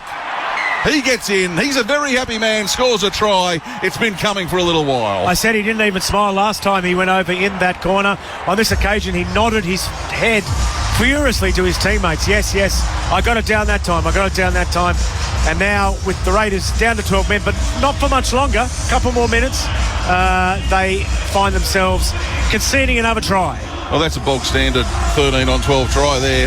That's just spin it wide. You might get the overlap. You did get the overlap. Savage has tried very hard to stop Roger Tuivasa-Sheck, but he had a couple of paces with the ball to get up to speed. And while Savage pushed him right over to the corner, wasn't quite far enough. I reckon there was maybe 2 inches between the ball and the sideline in the in-goal area. And that'll do quite nicely. The clock continues to tick. So 2.5 minutes left here. The ball not quite ready for the conversion. Here it comes from Metcalf. Kick is off to the right. It does curve a little bit, but again, no breeze here. You've got to get it right first time. He doesn't. Unsuccessful. The kick from Metcalf, so that by my count is 0 for 2 for him today. And with 8 minutes exactly left on the clock, it is the Raiders up by 20, 28 points to 8. if there was a Bathurst-type debacle here, the rugby league fans and the Las Vegas sports fans would go absolutely insane about it. I don't think it's going to happen. 20 points. No. It'd be one of the great comebacks of all time. It'd need to be 4 tries in 8 minutes, and it would just put this game down in rugby league folklore. But I just think that's one too many. But if they score off the next set, the Warriors, it might get a little bit nerve-wracking for some people. The Warriors' attack just seems a little bit more laboured than Canberra, doesn't it? It's very deliberate and it's very structured, and it's starting to get a few results. But the Raiders in attack are capable of the unexpected. And Tommy Starling's got a card down on the sideline. Now, this will be interesting because Owen Paddy's only just got out there, really. Well, we saw late last year a couple of times there were occasions where Starling and Levi were both out there at the same time. Phil, are we going to be able to see the Paddy Starling double act? Yeah, it'll be interesting to see as the restart comes from the green machine. They drive it down into Warriors territory. It's taken back there by the Warriors. I think it was Charles Nickel-Klookster who gave it away on the outside. He had support, and the Warriors just bash it up there through Aaron Clark, who gets up slowly, plays the ball. Away to the left-hand side they come, and the Warriors through Fisher Harris charging forward, make a gain of about 5-6 metres up the park towards the 20. They work it to the left once again, the Warriors, and Canberra there in numbers on this occasion. 1, 2, 3 in there. Got a minute 48 remaining until we see the Canberra side back to full complement. Egan gave it away on the outside. Through the hands go the Warriors. Metcalf distributed the ball, and he had support on his outside too, and they slip outside the 40 at the Warriors end, and it was Halasima on that occasion, just short of halfway. Egan gallops off, gave it to Metcalf. Dummies on the outside, takes them on. He's put on the deck there. It was Sebastian Chris over the top with the assistance there of Ethan Strange. He gets up and plays it to Egan. Now they come back the open on the last. The kick comes here from the Warriors, standing back in his own end goal area. Taking it there was Kyo Wex. Well, this is where he's dangerous. He taps the ball, takes off on, and then the ref says go back and do it again. Well, that's a bit rude. Yeah, we had a little bit of surprise factor about it for a moment there, but Weeks now being forced back, and the tap restart comes once again from Fogarty, who just hands it off there, and it's taken forward by Matty Tomolko as Joe Tarpany looks at his last 53 seconds on the touchline. They go to the right-hand side and take it forward there. It might be Simi Sasungi who gets up and plays the footy, and back on the angle here goes Xavier Savage again, proving a handful for the Warriors. Almost twisted out of the tackle too. Short of the Warriors 40. He's going to be forced to play it. Well, he's claiming he was grabbed in the nether region there by Fisher Harris, but play on, says the referee, and Corey Horsburgh takes it forward on this occasion, and inside the 40 he goes, centre of the park. He stands in the tackle. Owen Paddy from dummy half, looks left, looks right, he takes off himself, then gave a beautiful ball away there to Kyo Weeks, who gave it on the outside of Simi Sasungi. That looks sharp from the green machine. 22 metres out now from the Warriors line. Paddy again from dummy half to Fogarty. A little ball just back on the inside. A pop pass here to Corey Horsburgh, who twisted and turned in the tackle. Oh, now the ball pops out, I think courtesy of a Warriors hand. Joe Tarpany's back on the park, and Horsburgh's just sitting there looking back up at Fisher Harris saying, well, you did it, champ. Bad luck. Well, they're going to appeal this. The Raiders want two. Can I just say, how fit does Corey Horsburgh look? Yeah. I've just noticed down a lot, Corey. And we've seen late in games last year, he would flag and fade and quite often get taken off. Here he is coming late to 80 minutes. I don't know whether Steve Mascord, whether he can tell us if he's played the full complement today. I can attempt to find out. That is as far as I can undertake to do. Because I reckon he's played the whole game. And he is not looking puffed at all. So that is a great sign for this young man who made a solitary appearance for Queensland a couple of years ago, and then things went a little bit awry for him. But he's put in a lot of work this pre-season. According to the official NRL stats, he's been on the field 54 minutes. Okay, so he's taken some time off in there, and he still looks very, very fit. I like the haircut a bit better this year too than the Chrome Dome look that he went with. Hudson Young has been on the whole game until these stats. Until they need refreshing, if you know what I mean. Mm-hmm. That's quite a performance from our player in focus. Yes, it is. And Zach Hosking has been on for 66 minutes, so he's done a fair stint as well. Well, the Raiders taking the penalty here with the clock ticking down inside the last 5. The kick is from about 3 metres to the left of the upright, maybe 14 out. This is one of the easiest kicks Jamal Fogarty is ever going to have, and I'm actually looking to see the sticks light up this time because I haven't been paying any attention to that. The ball goes over the black dot. The sticks remain the same shade of yellow as they were before, so no illumination tonight. It's gotten dark outside here. Sunsets early here in Vegas. As the sun starts to set, you would think on the Warriors' ambitions of a win today. 4 minutes and 20 seconds left. Nicely done, nicely done. It's a great feature of this design that there's basically a big window overlooking sort of downtown, not downtown Vegas, the Strip at one end.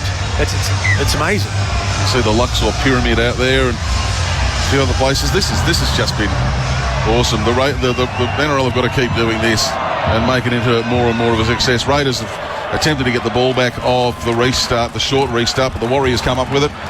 They're 25 out with 4 minutes left on the clock, and running it up is Fisher Harris. He'll take it to the 20, slips through a couple of attempted tackles and is brought to ground inside the red zone. Dummy half, Egan goes, sends it to the right, gives it to Clark. Clark then to Metcalf, and Metcalf has another running player on his outside who takes it about 4 metres out. Near Corey, they'll come back across to the left, and now in comes Clark again, heading towards the left upright, and he'll play it 2 metres out. They'll go further left. Metcalf again, ball goes to ground, is dived on by Tom Starling, so we do have Starling and Paddy out there at the same time now, Phil. And with 3:33 to go, there will be a scrum pack down 10 metres out straight in front of the Raiders sticks where the Raiders feed. Yeah, so an opportunity for the Green Machine from inside their own half, and they've looked strong, and I think they're going to keep up the intensity for the last 3 minutes if we ever get this scrum set, which is right in front of the Canberra uprights. Scrum that'll be fed by Jamal Fogarty. Been solid this afternoon. Once again, off the back comes Canberra as it goes to Sebastian Chris, who just takes on the Warriors' defence. I reckon there's a big highlight about to come here, Phil. Just got that gut feeling someone's going to do something amazing in the last 2 minutes. Owen Paddy, might be him. He took off and looked like he stepped in a hole. Yeah, he looked like the old sniper, wasn't he? But he does get up, shaking his foot at this stage as the Viking clap goes up in the background, and so it should. Canberra with the footy. Paddy from dummy half gave it away to the left-hand side. Hudson Young puts the head down. He drives and carries a couple of Warriors defenders with him almost up to halfway, where he finally gets to his feet. Plays it to Paddy. Gave it away to the right-hand side, and support there from Tarpany into Warriors territory goes. 45 out from the Warriors try line. Paddy again to the right, and it comes to Fogarty. Puts it high in the air. Coming down here for the Warriors. Up they go, and it's Tuivasa-Sheck who takes it, and then he in turn is taken by Simi Sasangi and also Corey Horsburgh. To the right-hand side go the Warriors, and they just look to Charles Nickel-Kluxter, who shuffles forward back out into the Raiders defence with 1:50 remaining on the clock. It's the Warriors with the football, but Canberra with a big lead. 30 points to 8 on the Harvey Norman scoreboard here at Allegiant Stadium in Sin City, as again it's Charles Nickel-Kluxter with the footy. He got the pass away, but the referee had already called held, so he'll be asked to play the ball. Corey Horsburgh and also Tommy Starling all over him, and he finally plays it. To the right they go here, the Warriors, and they carry it forward, down over halfway and into Raiders territory, but only just. Standing in the tackle there with it is Aaron Clark. He plays it to Egan, gave it on the left. They go through the hands again. Barnett, Mitch Barnett put in a little chip kick himself. That's his front rowers union membership remote. Taken by Fogarty, and then Barnett tried to ragdoll him over the touchline, but they just ran out of ground in the end, and Fogarty came up with it as it comes to the left here for the Raiders, and backing through the tackle is Simi Sasangi, and he tries to get away from the Warriors defence going backwards, but almost gets down to the 40, and he plays it there to Weeks, who gives it to Tommy Starling, who's been great this afternoon. He really set up that try earlier and has done some wonderful stuff from dummy half as they work it away here to the left, and shuffling forward is Matty Tomoko into Warriors territory, up over halfway, on his back at the moment, but he'll get up and play the footy, and got a cramp. Centre of the park to Owen Paddy, and out of dummy half he goes one way, passes the other. It's Joe Tarpany with the ball. He called for it back on the inside, and just wrestling with the Warriors defence. Tarpany still trying to get away from him. 35 out the short side it comes, and it's Fogarty who just goes bang, let's get it down a little bit closer to the Warriors try line and do some defending, boys. We put it into touch and they can bring it back. So with just 18 seconds remaining, you would think there's probably not much chance of too many more plays here as the Warriors they get this one away to the right-hand side. Out to the 20 they come, the New Zealand Warriors, and again some solid defence from Canberra forces the ball loose. It goes to ground. The Warriors dive in at 1. Siren about to go here at Allegiant Stadium. There it is in the background. And season 2025 in Sin City is a wonderful, wonderful start for the Green Machine. 30 points to 8 the final scoreline, and Canberra have kicked off their year in fine fashion. 2 tries to Sebastian Cress, 2 to Xavier Savage, 1 to Matty Timoko. Jamal Fogarty was successful 1, 2, 3, 4, 5 times out of 6 with the boot. That was 4 conversions and 1 penalty. For the Warriors, it was a try to Roger Tuivasa-Sheck, another one to Kurt Capewell, and Luke Metcalf 0 for 2 with the boot. Half-time 16 points to 4 in favour of the Warriors. In favour of the Raiders. Full-time 30 points to 8 in favour of the Green Machine. Plenty of people in their old milk jerseys and their more modern Canberra Toyota jerseys bouncing around as the Green Machine song rings out loud and proud around Allegiant Stadium. We're going to get back to Siren Bar shortly, but let's very quickly do a bit of a wrap-up from here. Gents, can I put the hard word on and say straight away, as we've got to do the votes for the man of the match, who have we got? Who's your Raiders player of the match, Phil Small? I'll go with the elevator man, Xavier Savage. He gets my points this afternoon. I thought he was strong. And as far as I'm concerned, he almost missed out because he executed a terrible, blatant shoulder charge and ended up in the sin bin. But because they only conceded 1 try in that time, he escapes by a hair's breadth with my vote. Joe Tapini. Joe Tapini gets the vote from Steve Mascord, and I will concur with Phil. I thought about Seb Chris, but he had a very good first half. Didn't throw as much in the second half. Thought about Corey Horsburgh as well. Really impressed me today, and I think he is a man who is on the verge of a very, very good season in football here. I don't think there's a great deal else that we need to take care of at this end, other than to say a very big thank you to you, Steve Mascord, for coming on. Before you go, quick plug for your website, rugbyleague.com. Well, it's a global project and probably more for people outside Canberra, but there'll still be a bit in it for the locals. No, rugbyleague.com is, and it's a guy called Paul Fairs runs it, and I work with him. It's something I always wanted to do, and so did he, so it's lucky there. It's a 24-hour rugby league radio station online. So there's rock music, there's news on the hour with Jason Costigan, rugby league news across the world, NRL, Super League, etc., and we do have broadcast rights. So this year we have some broadcast rights for the NRL outside Australasia, and this is, I guess, the start of that. It's not part of the arrangement, but it's the start of a great year for us. So, but it's for me living in the UK. It's just great to see you guys again and to be involved in covering the NRL. No, great to have you on board, Phil. Any final thoughts for you from here in Vegas? Let's hit the town, play some cards, have a few beers and get out of here. Stay bad, stay mean, stay green, bet on red. And I got nothing else to add. I'm sure that the crew back at Siren Bar in Gungahlin have got plenty to throw in there by way of thoughts. But to everyone who's been involved in this one, this has been a mammoth undertaking from a lot of people at the radio station. To everyone who has helped out in any way possible, from the bottom of my heart, thank you very much. On behalf of the commentary team here, thank you for everything you've done to make this one happen, especially Brad, our tech. But on behalf of the team here at Vegas, that's it from us. The Raiders have won. Over to you guys back at Siren Bar, to Sammy and to AJ and to Raider Nick. Thank you, Chris Colman, Phil Small, and of course Steve Mascord coming to you live there. Wonderful opportunity there for the first time in Canberra radio, broadcasting from Las Vegas. Here we go! And it's all happening back here locally at Siren Bar. Of course, 30 points to 8 on that Harvey Norman Fitchwick scoreboard. And of course, the festivities are happening, as you can hear. Here we go, Raiders! Yeah, of course, that Harvey Norman Fitchwick scoreboard and Bell Conant score once again. 30 points to 8, and we've been doing it here at Siren Bar, where live sport, cold beers are on tap.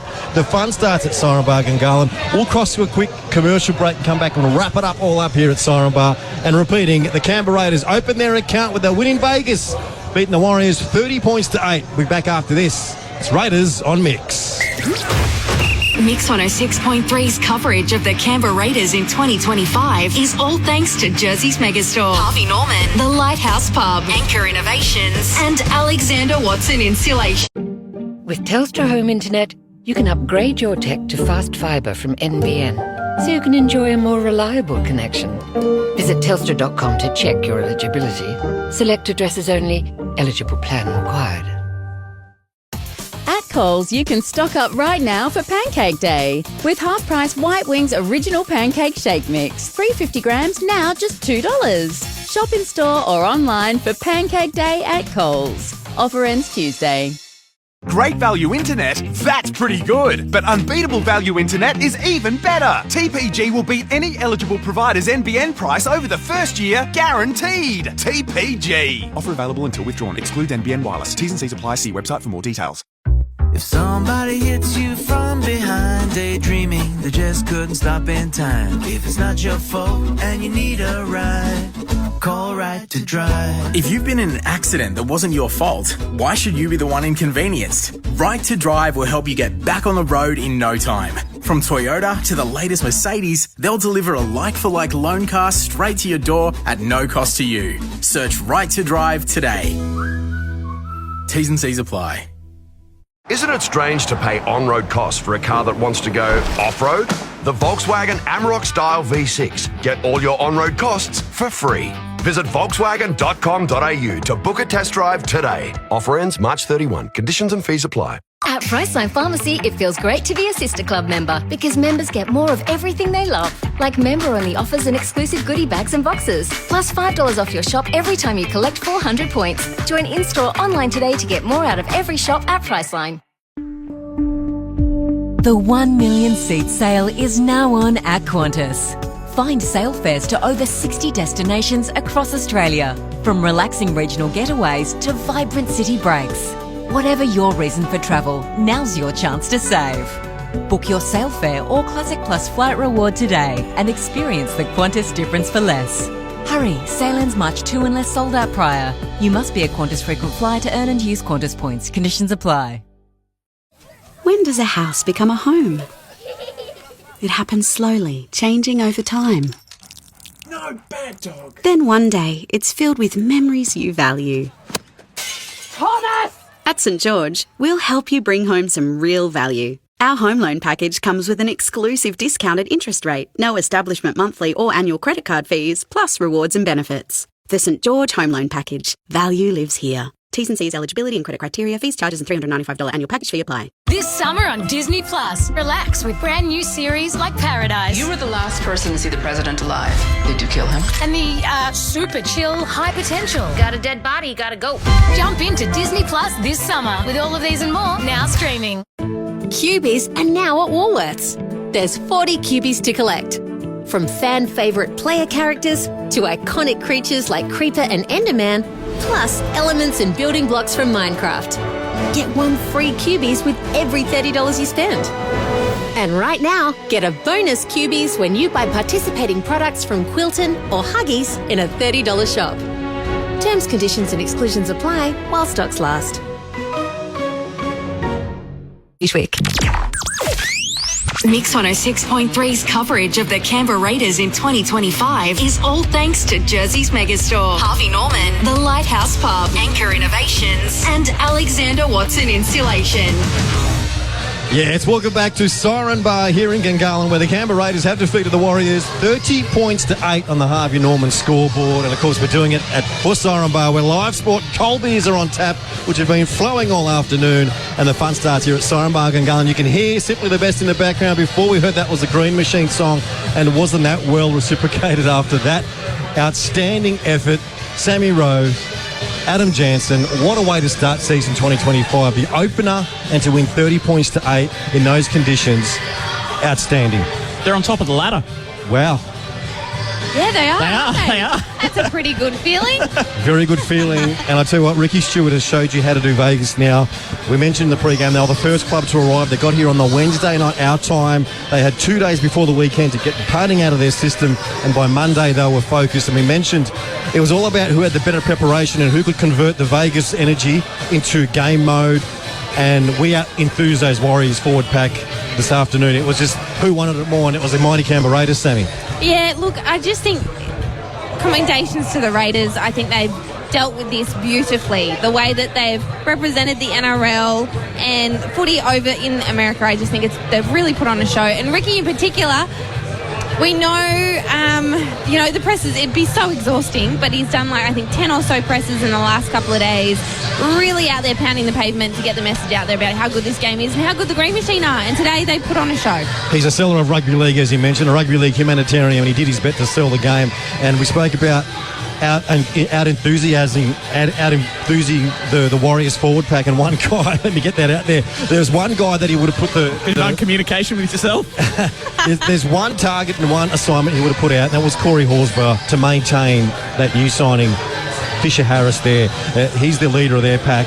And Corey Horsburgh, I'll say this right now, that was the best game he's played for the club. He's come back and reinvented himself after last year's discombobulation. He's come back as fit as I've seen him, and what an outstanding 80 minutes or 60 minutes he played, maintaining those forward packs. And he was the leader of our pack, Sammy, and then the rest just prevailed on the back of that. Him, Tarpany, and then the rotation with Morgan Smithers and Josh Papali'i. But for me, Corey Horsburgh, that win was behind his efforts. Oh, he was everywhere today. That forward pack, I think I said to Adam, we were watching that first half, and within 20 minutes, Horsburgh was everywhere. I mean, within the first 20 minutes in that first half, his tackle count was up there with Tarpany, if not higher. Some of those plays we could say for our player of the game, thanks to Alexander Watson, insulation, and of course Canberra's hot, but your house doesn't have to be. Now, there could have been many big plays there where Corey kind of came out of the line and caused the Steeton to come loose in that Warriors attack. But it's got to be that try right before half-time from Xavier Savage. Ran out of the line. It was a 3-on-1. If he doesn't get that ball and stop that play, the Warriors score on the outside, and the game's probably a different story going into the break. But instead, he backed himself, intercepted the ball, and AJ went 100 metres, scored under the post, which made the score, I think, 16 points to 0, and that's when we got our tails up. Yeah, Xavier Savage, I mean, you've got to have a lot of confidence to go for that, because like you said, if he gets it wrong, it's a Warriors try, but he got it right. I do think he probably tried to do the same thing again later in the game with the Kurt Capewell try. I think Smalley said the same thing during the call. But Xavier Savage, that's got to be the player of the game. I think the opening try from Sebastian Chris as well, the Go-Go Gadget Arms one, I thought was great too. Just on while we're down here at Siren Bar too, just bearing in mind that there's another game about to start. We've got the Women's International between Australia and England. Also, Sammy, a couple of our favourites, Samima Taufa in the Australian side and Holly Mae Dodd playing for the English side. Boo! I know. England. But also the lead up for the Gillaroos. I don't know if you guys saw some of the spectacle that was the lead up to today's game. Some of the Gillaroos got their grooves on in front of a big crowd in Vegas. One of the West Tigers players, Sarah Tovakolu, she went a little bit viral this week for her moves, and it's kind of the stuff like that. Oh, it was incredible. It was so good, and I can't wait to see this match. What a way to relish in the Vegas lights to do that. The confidence in the girl, AJ. Oh, yeah. I mean, to do anything at this sort of level, you've got to be a confident kind of person. So, Hudson Young, Raider in focus for Jersey's Megastore. Sammy, how did Hudson go from a stats perspective first up? So 105 running metres for Hudson Young, 35 tackles, 41 post-contact metres, and 1 tackle bust. Of course, Raider in focus, Jersey's Megastore. For all things footy, Canberra stockist of official NRL, AFL and rugby merchandise. I thought Hudson had a good game without being one of our best. I think he was solid. Yeah. And as a leader player, it was international now. You kind of expect those efforts from Hudson during the week, like we did, week to week. So too Tarpon, I think it was a great all-round effort. Our back three, we mentioned off air, it's great to see we've got a back three that can go 100 metres now. But for me, for me, it was Big Red.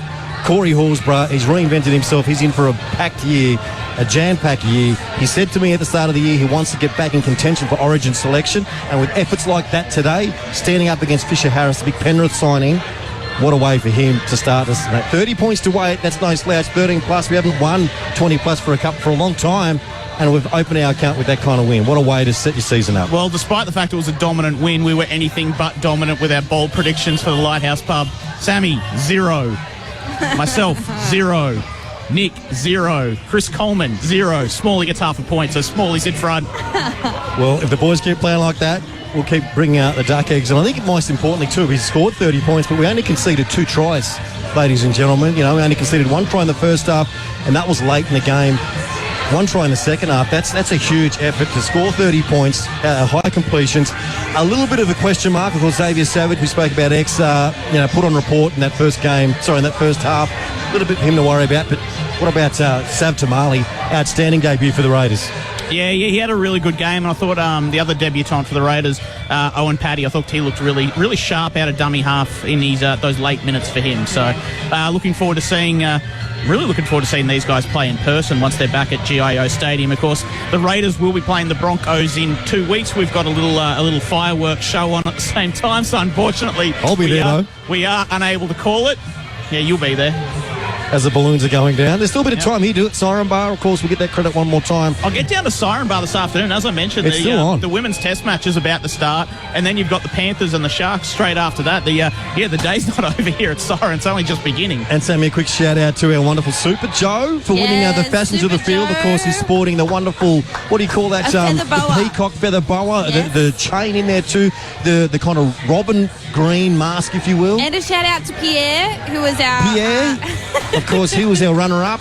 He was, with a fabulous walk on the catwalk. A great, I do say so very myself. graceful. And of course, Mel Yes. wrapping up 3. Good selection there, Sammy. It's been a great green day. We've had people driving past, beeping the horn, getting that Raiders spirits. Had a bit of a grand final feel here at Siren Bar. And of course, don't forget, live sport every week. Colby's on tap all the time. And the fun starts here at Siren Bar Gungahlin. It's been a really great start to the season. How fun has this been? Too much fun. AJ? Yeah, I've had a lot of fun. You're a hard man to please, but you've got a smile on your face. Yeah, the Raiders won. I got some hot dogs with some green tomato sauce on it. Tomato sauce was good. Yeah, it was good. We've got our final thank yous. Thanks to Keely back there in the studio. She's doing a lot of hard work connecting between us and Vegas. Thank you, Keely, back there. Thanks to Chris Colman and Phil Small and Steve Mascord. How great was that call with them three? Oh, they did a great job today. Great job. Big thanks to Brad, our tech, for getting us to air from 2 different countries. Brad is outstanding. He's definitely a keeper. This man, he's the hot rookie. He's the VIP. Life's pretty straight without a Brad in your team. Any last final thoughts? Go the Green Machine. Yeah, I can't wait for the next game. As I mentioned, we won't be doing the Broncos game, but the Raiders will be playing at GIO. You'll be there in a different capacity, Nick, and we'll be back on Mix 106.3 with Raiders on Mix for the Raiders Round 3 clash, where it's the Raiders versus the Sea Eagles. I believe you're on with Smalley and Colman that night, Nick. I think Sammy and I get the night off. You get the week off. We'll have a look at that. We'll have a look at that timetable when we get home. But like I said, as AJ said, come join us for the rest of the afternoon. There is 2 more games. The international game between the English Lionesses and the Gillaroos, and of course the big one, the Sharks v the Panthers. That'll be a great game. Come join us. We're down here hanging out for a bit longer, but also if you're not, keep listening out where there's more great music on Mix 106.3. And remember, stay bad, stay mean, stay green. We'll see you next week. This is Raiders on Mix. Mix 106.3's coverage of the Canberra Raiders in 2025 is all thanks to Jersey's Megastore, Harvey Norman, the Lighthouse Pub, Anchor Innovations, and Alexander Watson Insulation.